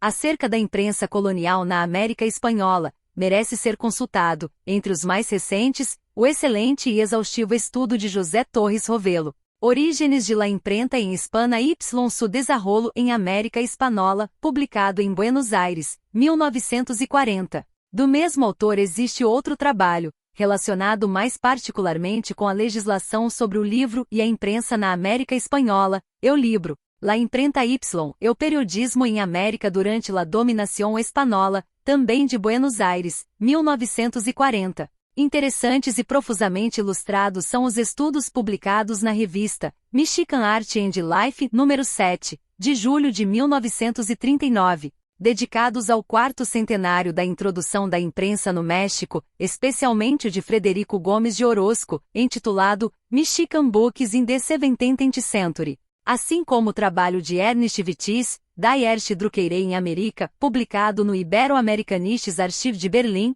abril de 1938, páginas 68 a 87. Os entraves que ao desenvolvimento da cultura intelectual no Brasil opunha a administração lusitana faziam parte do firme propósito de impedir a circulação de ideias novas que pudessem pôr em risco a estabilidade de seu domínio. E é significativo que, apesar de sua maior liberalidade na admissão de estrangeiros capazes de contribuir com seu trabalho para a valorização da colônia, tolerassem muito menos aqueles cujo convívio pudesse excitar entre os moradores do Brasil pensamentos de insubordinação e rebeldia. É bem conhecido, a esse respeito, o caso da ordem expedida, já na aurora do século XIX, pelo príncipe regente, aos governadores das capitanias do norte, até ao Ceará para que atalhassem a entrada em terras da coroa de Portugal de um tal Barão de Humboldt, natural de Berlim, por parecer suspeita a viagem e sumamente prejudicial aos interesses políticos da mesma coroa.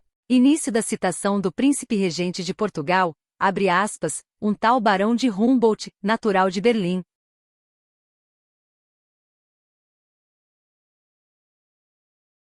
Sumamente prejudicial aos interesses políticos, fecha aspas, príncipe regente de Portugal. A notícia de que, sabedor da ordem, se apressou o conde da Barca em interceder junto ao príncipe regente em favor de Alexandre Humboldt.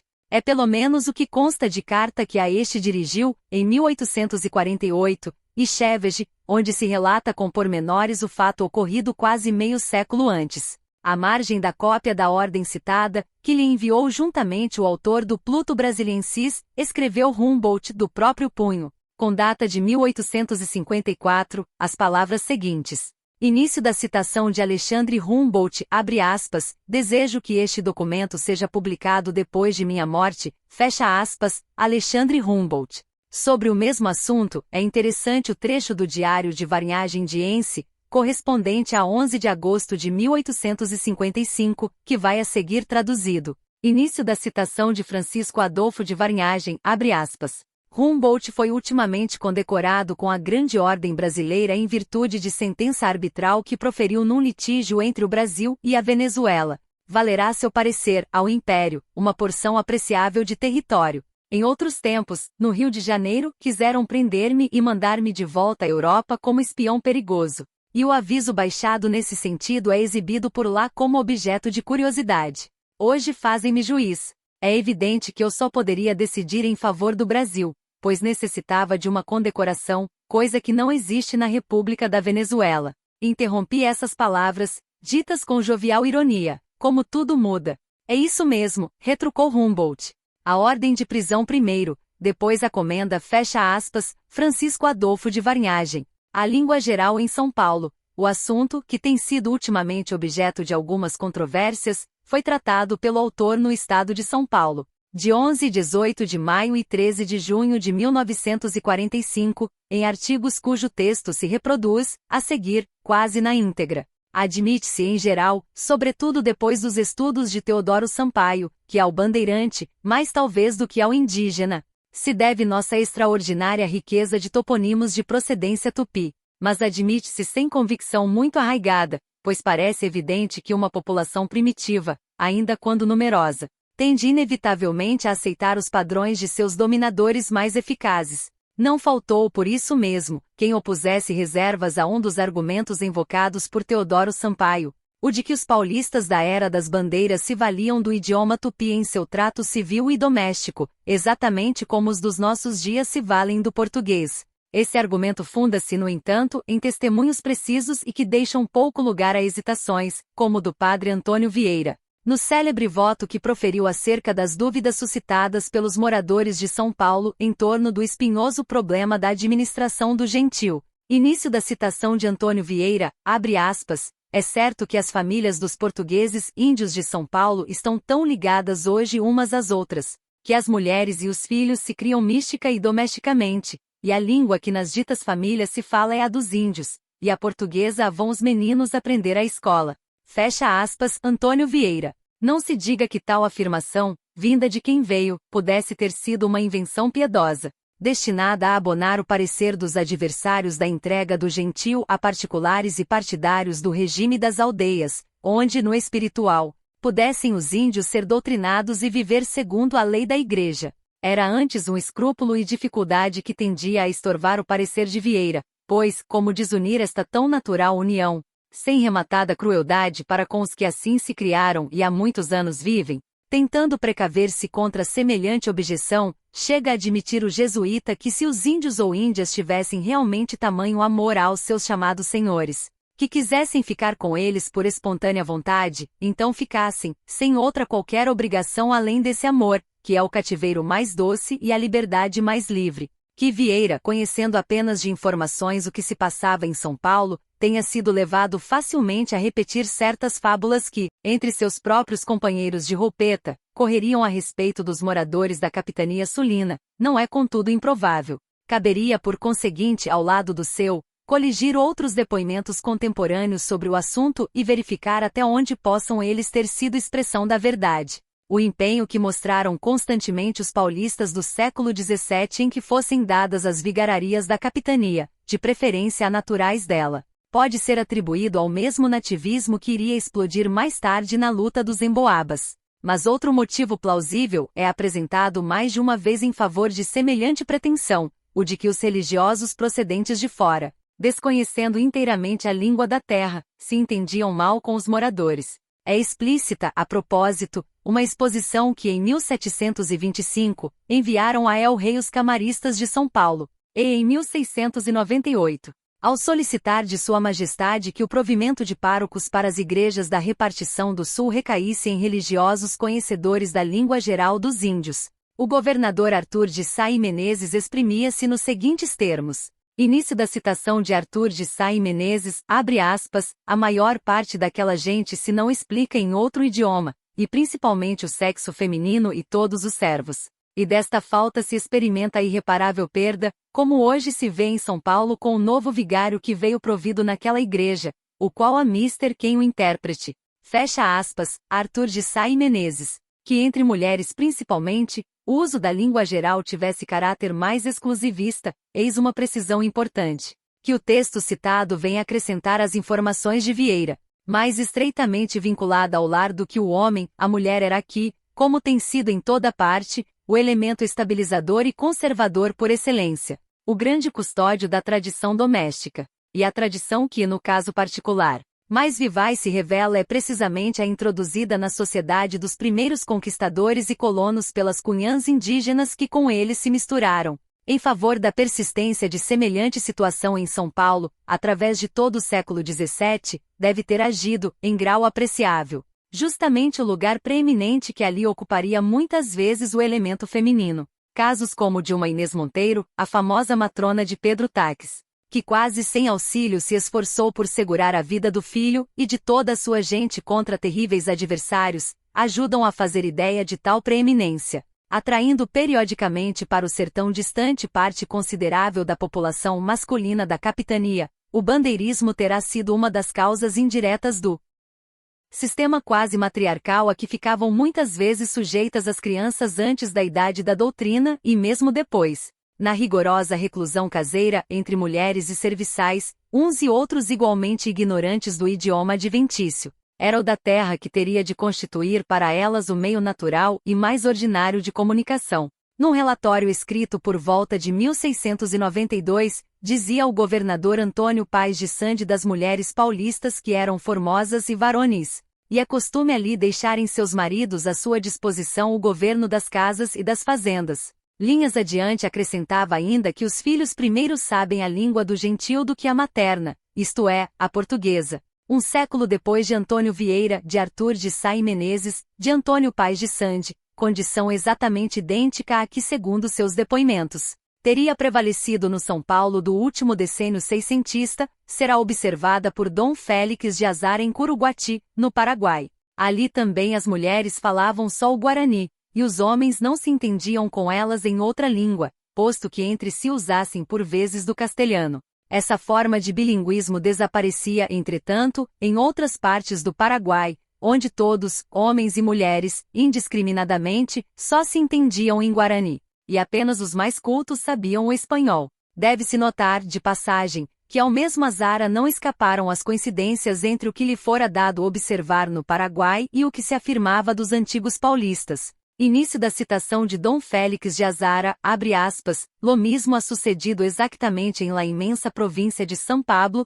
donde los portugueses, habiendo olvidado su idioma, no hablan sino el guarani, fecha aspas, Dom Félix de Azara. Ao tempo em que redigia suas notas de viagem, essa particularidade, no que diz respeito a São Paulo, já pertencia ao passado, mas permaneceria viva na memória dos habitantes do Paraguai e do Prata castelhanos, terras tantas vezes ameaçadas e trilhadas pelos antigos bandeirantes. Sobre os testemunhos acima citados pode dizer-se que precisamente seu caráter demasiado genérico permitiria atenuar, embora sem destruir de todo, a afirmação de que, entre paulistas do século XVII, fosse corrente o uso da língua geral, mais corrente, em verdade, do que o do próprio português. Nada impede, com efeito, que esses testemunhos aludissem sobretudo às camadas mais humildes e naturalmente às mais numerosas do povo, onde a excessiva mistura e a convivência de índios quase impunham o manejo constante de seu idioma, que os paulistas das classes educadas e mais abastadas também fossem, por sua vez, muito versados na língua geral do gentil, comparados aos filhos de outras capitanias. Nada mais compreensível, dado seu gênero de vida. Aliás, não é outra coisa o que um João de Laet, baseando-se, este certamente em informações de segunda mão, dá a entender em sua História do Novo Mundo, publicada em 1640. Depois de referir-se ao idioma tupi, que no seu parecer é fácil, copioso e bem agradável, exclama o então diretor da Companhia das Índias Ocidentais. Início da citação de João de Laet, abre aspas, ora. Os filhos dos portugueses nascidos ou criados desde a juventude nessas províncias o sabem como se fosse o seu próprio idioma, principalmente no governo de São Vicente. Fecha aspas, João de Laet, tradução nossa. Outros dados ajudam, no entanto, a melhor particularizar a situação a que se referem os já mencionados depoimentos. Um deles é o inventário de Brás Esteves Leme, publicado pelo Arquivo do Estado de São Paulo. Ao fazer-se o referido inventário, o juiz de órfãos precisou dar juramento a Álvaro Neto,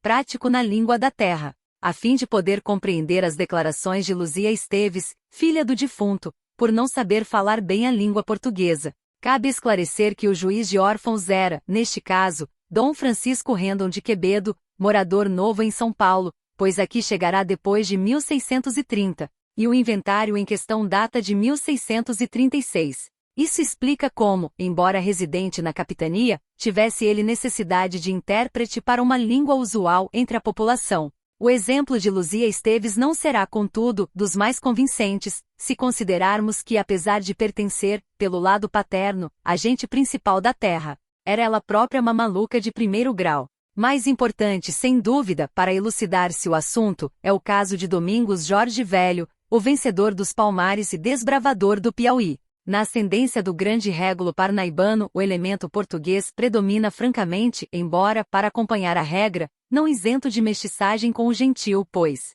se não falham os genealogistas, foi tetraneto por um lado da filha de Pequerobi e por outro, da tapuia anônima de Pedro Afonso. Não deixa assim de ser curioso que, tendo de tratar com o bispo de Pernambuco no sítio dos Palmares, em 1697, precisasse levar intérprete. Início da citação do bispo de Pernambuco, abre aspas, porque nem falar sabe, nem se diferença do mais bárbaro tapuia mais que em dizer que é cristão. E, não obstante o haver se casado de pouco, lhe assistem 7 índias concubinas, e daqui se pode inferir como procede no mais fecha aspas, bispo de Pernambuco. Um estorvo sério à plena aceitação desse depoimento estaria no fato de se conhecerem, escritos e firmados de próprio punho por Domingos Jorge, diversos documentos onde se denuncia certo atilamento intelectual que as linhas citadas não permitem supor. Leiam-se, por exemplo, no mesmo volume onde vêm reproduzidas as declarações do bispo de Pernambuco, as palavras com que o famoso caudilho procura escusar e até exaltar o comportamento dos sertanistas preadores de índios, em face das acres censuras que tantas vezes lhes endereçaram os padres da companhia. Primeiramente, observa, as tropas de paulistas não são de gente matriculada nos livros de Sua Majestade, nem obrigada por soldo ou pão de munição. Não vão a cativar, mas antes a reduzir ao conhecimento da civil e urbana sociedade um gentil brabo e comedor de carne humana. E depois, se esses índios ferozes são postos a servir nas lavras e lavouras, não entra aqui nenhuma injustiça clamorosa. Início da citação de Domingos Jorge Velho, abre aspas, pois é para os sustentarmos a eles e aos seus filhos, como a nós e aos nossos, fecha aspas, Domingos Jorge Velho. O que, bem longe de significar cativeiro, constitui para aqueles infelizes inestimável serviço, pois aprendem a rotear a terra, a plantar, a colher, enfim, a trabalhar para o sustento próprio, coisa que antes de amestrados pelos brancos, não sabiam fazer. É esse, segundo seu critério, o único meio racional de se fazer com que cheguem os índios a receber da luz de Deus e dos mistérios da sagrada religião católica, o que baste para sua salvação eterna. Início da citação de Domingos Jorge Velho, abre aspas, em vão trabalha quem os quer fazer anjos antes de os fazer homens, fecha aspas, Domingos Jorge Velho. Deixando de parte toda aquela rústica e especiosa pedagogia com que se procura disfarçar o serviço forçado do gentil em benefício de senhores particulares, é impossível desprezar a sentença cabal que aqui se lavra contra o sistema dos padres. Anjos, não homens, é o que pretendem realmente fabricar os inacianos em suas aldeias, sem conseguir, em regra, nenhuma coisa nem outra. Ainda nos dias de hoje é essa, sem dúvida, a mais ponderável crítica que se poderá fazer ao regime das velhas missões jesuíticas. Permanece intacto, todavia, o problema de saber se o tapuia bárbaro, que nem falar sabia, entenda-se, falar português, terá sido efetivamente autor de tão sutis raciocínios. Restaria, em verdade, o recurso de admitir que, sendo porventura sua letra com que foram redigidos os escritos, não o seriam as palavras e ainda menos, as ideias. Seja como for, não cabe repelir de todo algumas das afirmações do bispo pernambucano, apesar de sua rancorosa aversão ao bandeirante, que se denuncia da primeira à última linha. No que diz respeito ao escasso conhecimento da língua portuguesa por parte de Domingos Jorge, a carta constitui mais um depoimento, entre muitos outros semelhantes, sobre os paulistas do século XVII. Depoimento que, neste caso especial, pode merecer reparos e reservas, mas que não é lícito pôr de parte. Além desses testemunhos explícitos, quase todos do século XVII, existe uma circunstância que deve merecer aqui nossa atenção. Se procedermos a um rigoroso exame das alcunhas tão frequentes na antiga São Paulo, verificaremos que justamente por essa época, quase todas são de procedência indígena. Assim é que Manuel Dias da Silva era conhecido por Bixira, Domingos Leme da Silva era o Botuca, Gaspar de Godói Moreira, o Taveimana, Francisco Dias da Siqueira, o Apuçá, Gaspar Vaz da Cunha, o Jaguareté, Francisco Ramalho, o Tamarutaca, Antônio Rodrigues de Góes, ou da Silva, o Tripoí. Segundo versão nada inverossímil, o próprio Bartolomeu Bueno deveu aos seus conterrâneos, não aos índios goiás, que por sinal nem falavam a língua geral, a alcunha tupi de Anhanguera, provavelmente por ter um olho furado ou estragado. O episódio do fogo lançado a um vaso de aguardente, que anda associado à sua pessoa, Pedro Taques atribuiu ao outro sertanista, Francisco Pires Ribeiro. No mesmo século XVII, as alcunhas de pura origem portuguesa é que constituem raridade. Um dos poucos exemplos que se podem mencionar é a de Perna de Pau, atribuída a Jerônimo Ribeiro, que morreu em 1693. Não faltam, ao contrário, casos em que nomes ou apelidos de genuína procedência lusa recebem o sufixo aumentativo do tupi, como a espelhar-se. Num consórcio às vezes pitoresco de línguas tão dissemelhantes, a mistura assídua de duas raças e duas culturas. É por esse processo que Messia Fernandes, a mulher de Salvador Pires, se transforma em Messiussu, e Pedro Vaz de Barros passa a ser Pedro Vaz Guaçu. Num manuscrito existente na Biblioteca Nacional do Rio de Janeiro lê-se que ao governador Antônio da Silva Caldeira Pimentel puseram os paulistas o cognome de Casacuçu, porque trazia constantemente uma casaca comprida. Sinal, talvez, de que ainda em pleno 700 persistiria, ao menos em determinadas camadas do povo, o uso da chamada língua da terra. E não é um exemplo isolado. Salvador de Oliveira Leme, natural de Itu e alcunhado Sarutaiá, só vem a morrer em 1802. Trata-se, porém, já agora de casos isolados, que escapam à regra geral e podem ocorrer a qualquer tempo. O que de fato se verifica, à medida que nos distanciamos do século XVII, é a frequência cada vez maior e mais exclusivista de alcunhas portuguesas como as de Via Sacra, Ruivo, Orador, Cabeça do Brasil, e esta de sabor ciceroniano, Pai da Pátria. As de origem tupi, predominantes na era seiscentista, é que vão diminuindo, até desaparecerem praticamente por completo. Não parece de todo fortuita a coincidência cronológica desse fato, que sugere infiltração maior e progressiva do sangue reinol na população da capitania, com os grandes descobrimentos do ouro das Gerais e o declínio quase concomitante das bandeiras de caça ao índio. Em que época, aproximadamente, principia a desaparecer, entre moradores do Planalto Paulista, o uso corrente da língua tupi. Os textos até aqui invocados para indicar o predomínio de tal idioma procedem, em sua grande maioria, do século XVII, conforme se viu, e precisamente do último decênio do século XVII, de 1692 ou 1693, pouco mais ou menos, é o relatório de Antônio Paes de Sande. O famoso voto do padre Antônio Vieira sobre as dúvidas dos moradores da capitania traz a data de 1694. De 1697 é o depoimento do bispo de Pernambuco acerca de Domingos Jorge Velho. 1693 é o ano da carta do governador Arthur de Sá e Menezes, recomendando que recaísse em sacerdotes práticos na língua do gentil o provimento de párocos em São Paulo, assim como em todo o território da repartição do Sul. Nos primeiros tempos da era setecentista ainda aparecem, é certo que menos numerosas, referências precisas ao mesmo fato. Em 1709, segundo o documento manuscrito que me acaba de ser amavelmente comunicado pelo mestre Afonso de Taunay, Antônio de Albuquerque Coelho de Carvalho teve ocasião de surpreender uma conversa entre cabos de forças paulistas acampadas perto de Guaratinguetá, cujo teor, desprimoroso para ele e sua gente, o governador em Boaba só conseguiu perceber devido a ter sido anteriormente capitão-general do Maranhão, terra onde também era corrente o emprego do tupi. Ou talvez devido à presença, em sua escolta, de algum padre catequista habituado ao trato do gentil. A textos semelhantes junte-se ainda o significativo testemunho do biógrafo, quase agiógrafo, do padre Belchior de Pontes. Este, segundo nos afiança Manuel da Fonseca, dominava perfeitamente o idioma que aquela gentilidade professava, porque era, naqueles tempos, comum a toda a comarca. Tendo-se em consideração que Belchior de Pontes nasceu no ano de 1644. Isto quer dizer que a língua do gentio seria usual em toda a capitania pela segunda metade do século XVII. Já não o era em meados do seguinte, pois o padre Manuel da Fonseca se refere ao fato como coisa passada. De modo que o processo de integração efetiva da gente paulista no mundo da língua portuguesa pode dizer-se que ocorreu, com todas as probabilidades, durante a primeira metade do século XVIII, e é possível que mesmo nessa primeira metade e até mais tarde, não se tivesse completado inteiramente em certos lugares. ou entre algumas famílias mais extremes de contato com novas levas de europeus. Assim se explica como Hércules Florence, escrevendo em 1828, dissesse, no diário da Expedição Langsdorff, que as senhoras paulistas, 60 anos antes, isto é, pelo ano de 1780, conversavam naturalmente na língua geral brasílica,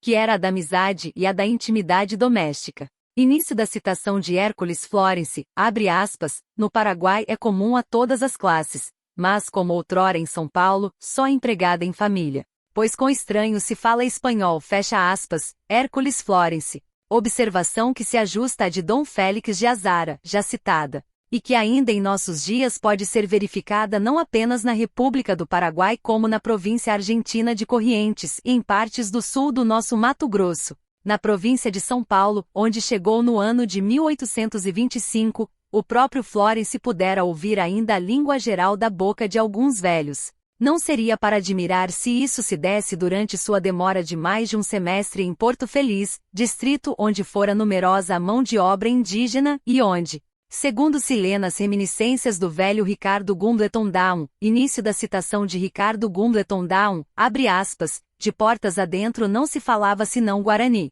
Fecha aspas, Ricardo Gumbleton Down. Nos lugares onde escasseavam índios administrados, e era o caso, por exemplo, de Campinas, o português dominava sem contraste. Mesmo em Campinas, porém, havia por aquele tempo quem ainda soubesse falar correntemente o tupi. Gumbleton Down, fundando-se em tradição oral, informa que um genro de Barreto Leme, Sebastião de Souza Paz, era profundo conhecedor dessa língua. Poderia acrescentar que, tendo nascido bem antes de 1750, posto que morresse no século seguinte, já centenário, segundo ainda reza a tradição, Souza Paz era ituano de origem e ascendência, como talvez a maioria dos principais moradores de Campinas. De terra, por conseguinte, onde tinha sido considerável o número de índios administrados durante grande parte dos 700. A utilização em larga escala de tais índios nos mistérios caseiros e na lavoura, enquanto não se generalizava a importação de escravos pretos, deve atribuir-se à menor docilidade com que em algumas zonas rurais, os habitantes cederam ao prestígio, já então sempre expansivo, da língua portuguesa.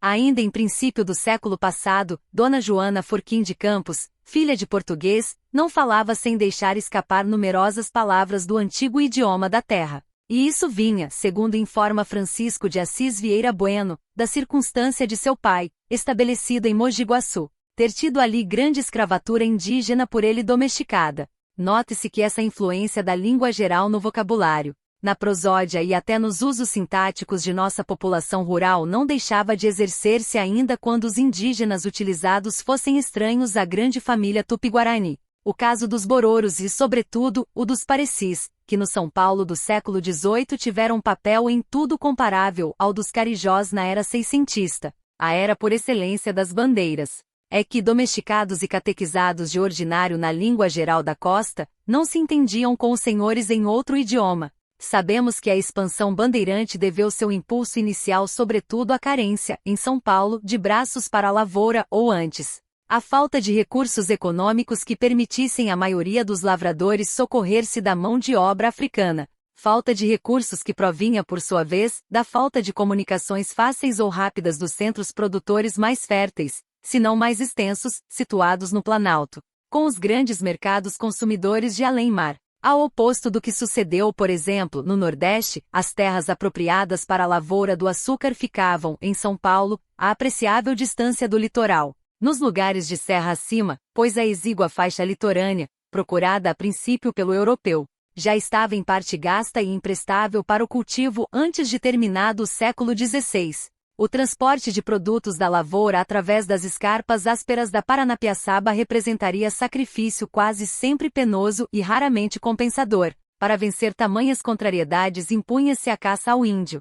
As grandes entradas e os descimentos tinham aqui objetivo bem definido: assegurar a mesma espécie de sedentarismo que os barões açucareiros do norte alcançavam sem precisar mover o pé dos seus engenhos. Por estranho que pareça, a maior mobilidade, o dinamismo da gente paulista, ocorre, nesse caso, precisamente em função do mesmo ideal de permanência e estabilidade que, em outras terras, pudera realizar-se com pouco esforço desde os primeiros tempos da colonização. Mas se é verdade que sem o índio, os portugueses não poderiam viver no Planalto, com ele não poderiam sobreviver em estado puro. Em outras palavras, teriam de renunciar a muitos dos seus hábitos hereditários, de suas formas de vida e de convívio, de suas técnicas, de suas aspirações, o que é bem mais significativo, de sua linguagem. E foi, em realidade, o que ocorreu. O que ganharam ao cabo, e por obra dos seus descendentes mestiços, foi todo um mundo opulento e vasto, galardão insuspeitado ao tempo do Tratado de Tordesilhas. Início da citação de Rua H. Townley, abre aspas, pouco mais do que uma linha de fortalezas e feitorias de 10.000 milhas de comprido, fecha aspas, Rua H. Townley. O que seria absolutamente exato se tratasse apenas do Império Português da era quinhentista, era em que mesmo no Brasil, andavam os colonos arranhando as praias como caranguejos. Mas já no século XVIII, a situação mudará de figura, e as fontes de vida do Brasil, do próprio Portugal metropolitano, se transferem para o sertão remoto que as bandeiras desbravaram. E não será talvez por mera coincidência se o primeiro passo definitivo para a travessia e exploração do continente africano foi dado naquele século por um filho de São Paulo e neto de Mamalucos, Francisco José de Lacerda e Almeida. Tão memorável tentativa foi a sua, que passados muitos decênios, ainda se conservava na lembrança dos pretos selvagens, conforme o atestou Livingstone em seu diário. No trabalho monumental que escreveu sobre o caráter do descobrimento e conquista da América pelos europeus, George Frederici teve estas palavras acerca da ação das bandeiras. Início da citação de George Frederici, abre aspas, os descobridores, exploradores, conquistadores do interior do Brasil não foram os portugueses,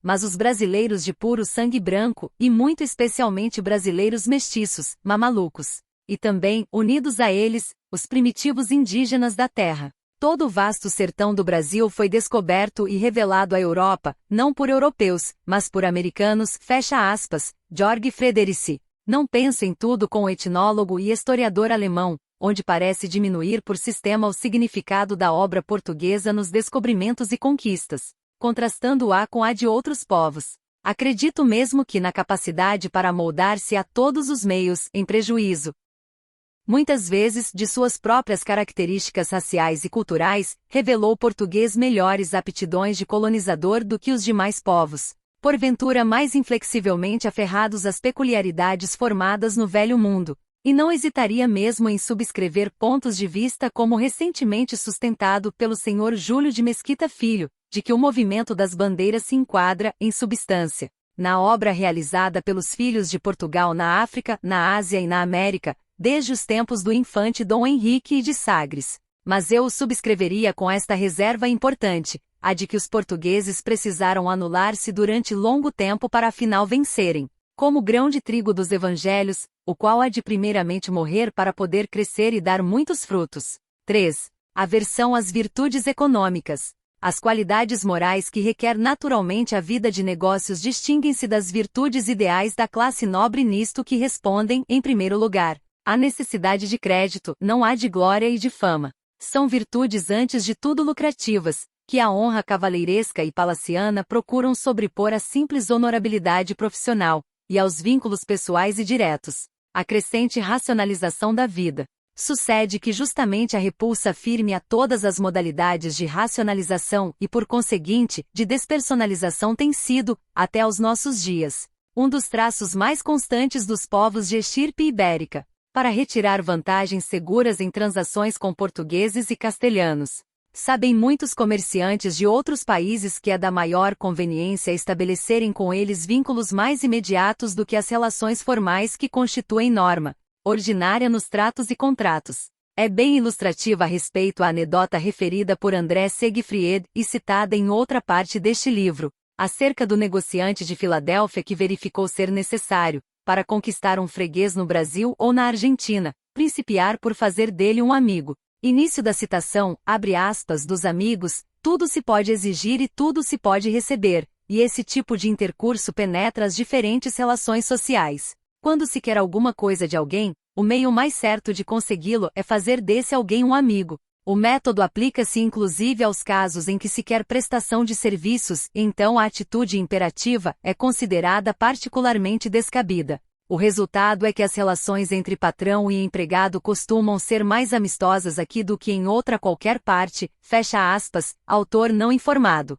A esse mesmo observador e fino psicólogo que Alfred Ruhl chamou atenção entre espanhóis. O fato de julgarem perfeitamente normal a aquisição de certo gênero de vantagens pessoais por intermédio de indivíduos com os quais travaram relações de afeto ou camaradagem, e não compreenderem que uma pessoa, por exercer determinada função pública, deixe de prestar a amigos e parentes favores dependentes de tal função.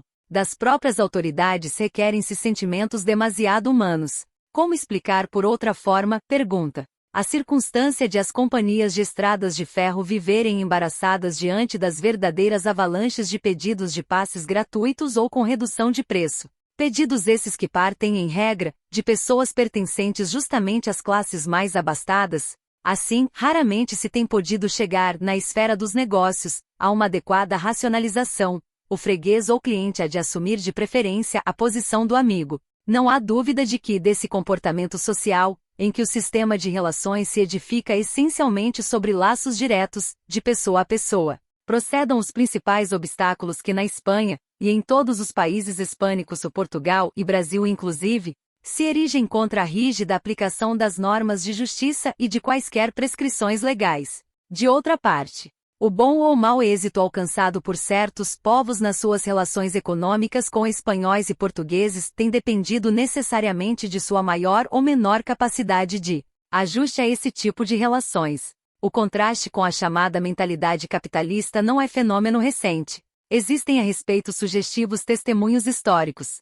Conhecemos, por exemplo, graças a Henry Say, o texto de uma circular dirigida em 1742 pelo intendente da Bretanha aos seus subdelegados, onde se lê, início da citação, abre aspas, os negociantes locais receiam comerciar com os portugueses, dada a sua infidelidade, se os portugueses são tão infiéis. Eles o são para todas as nações, no entanto, os holandeses comerciam em Portugal com proveito e os ingleses fazem ali um comércio de uma extensão e de uma vantagem espantosas. É, portanto, culpa dos franceses não saberem tomar as medidas justas para estabelecer em Portugal um comércio seguro, fecha aspas, autor não informado. Tradução nossa.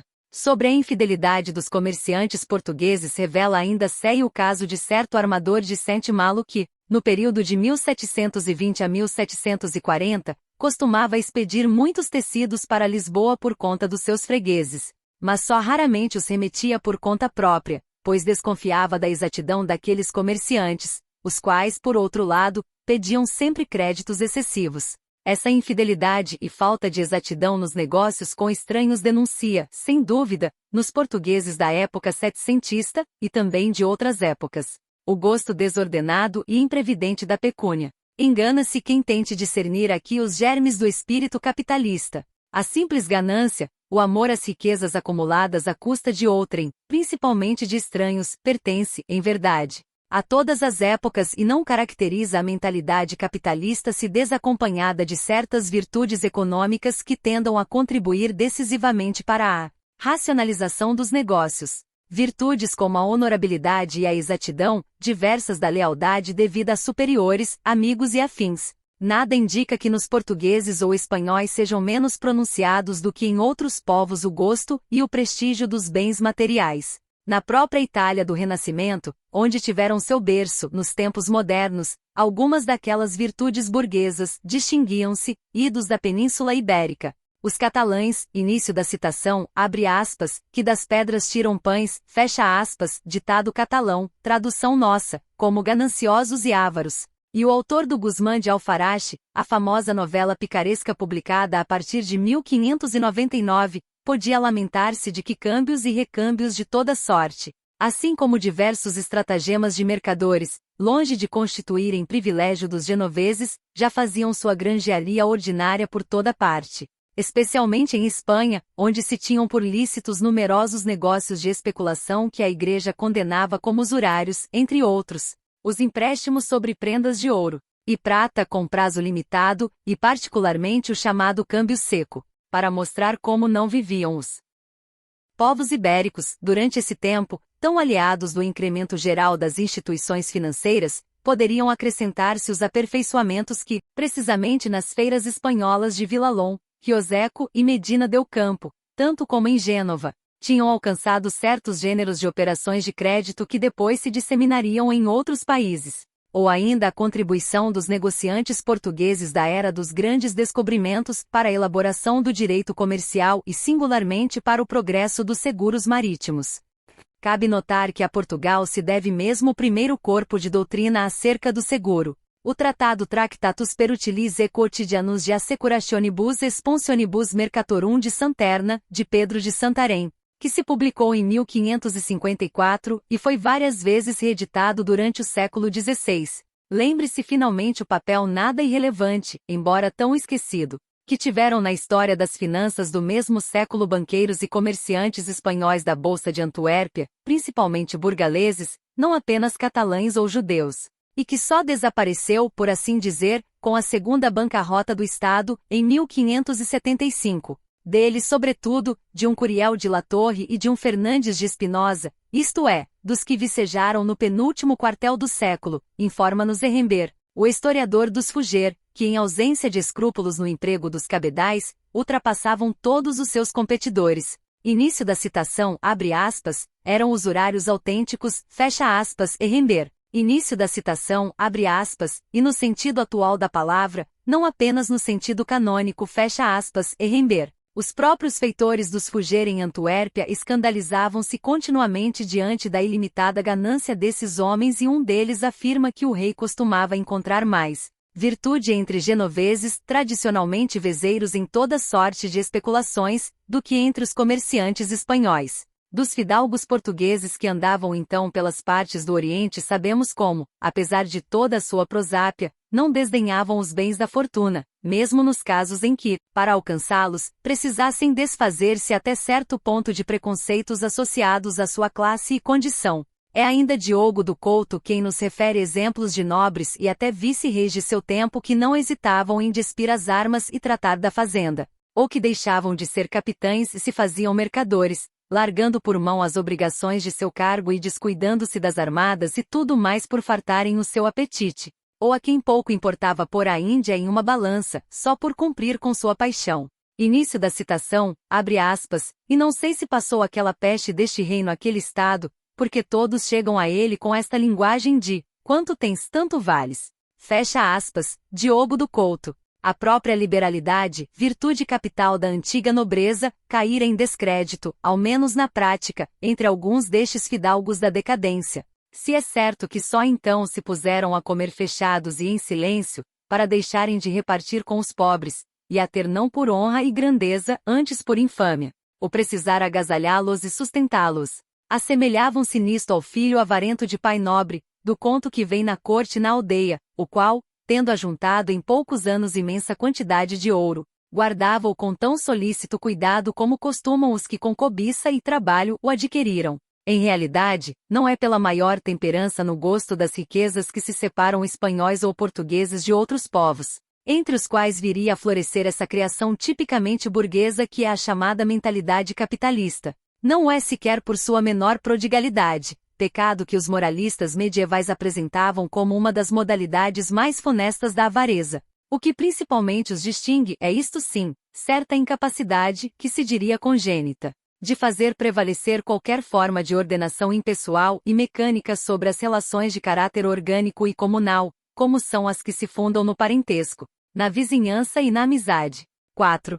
Natureza e arte. No célebre sermão da 60ª, pronunciado em 1655 na Capela Real, em Lisboa, lembra Antônio Vieira que o pregar é em tudo comparável ao semear, porque o semear é uma arte que tem mais de natureza que de arte, cai aonde cair, pensamento cujas raízes parecem mergulhar no velho naturalismo português. A comparação entre o pregar e o semear, Vieira teria tomado diretamente as escrituras, elaborando-a conforme seu argumento. O mesmo já não cabe dizer de sua imagem do céu estrelado, que se ajusta a concepções correntes da época e não apenas em Portugal. Segundo a observação de H. von Stein, ao ouvir a palavra natureza, o homem dos séculos XVII e XVIII pensa imediatamente no firmamento. O do século XIX pensa em uma paisagem. pode ser elucidativo a esse respeito, um confronto que, segundo parece, ainda não foi tentado, com certa passagem de outro discípulo de Santo Inácio, Baltazar Gracian, que poderia representar, no caso, uma das fontes de Vieira. Na primeira parte, Crise 2, do Criticon, cuja publicação antecede de 4 anos o mencionado sermão da 60ª, Andrênio, estranhando a disposição em que se acham as estrelas no céu, pergunta, e Critilo responde. Início da citação de Baltazar Gracian, abre aspas, porque já que o soberano artífice embelezou tanto esta abobadada cúpula do mundo com tantas flores e estrelas, por que não as dispôs, dizia eu, com ordem e concerto, de modo que entretecessem vistosos laços e formassem primorosos lavores? Já te entendo, acudiu Critilo, querias que estivessem dispostas em forma, ora de um artificioso recamado, ora de um precioso joia, repartidas com arte e correspondendo. Sim, isso mesmo. Porque além de que brilhariam outro tanto, e seriam um espetáculo muito agradável à vista, brilhantíssimo artifício. Destruiria com isso completamente o divino autor aquele nécio escrúpulo de haver se feito por acaso, e declararia de todo ponto a sua divina providência, fecha aspas. Baltazar Gracian, tradução nossa. A última palavra cabe naturalmente a Critilo, para quem a divina sabedoria, formando e repartindo as estrelas, atendeu a outra e mais importante correspondência. Qual é a de seus movimentos e aquele temperar de influências?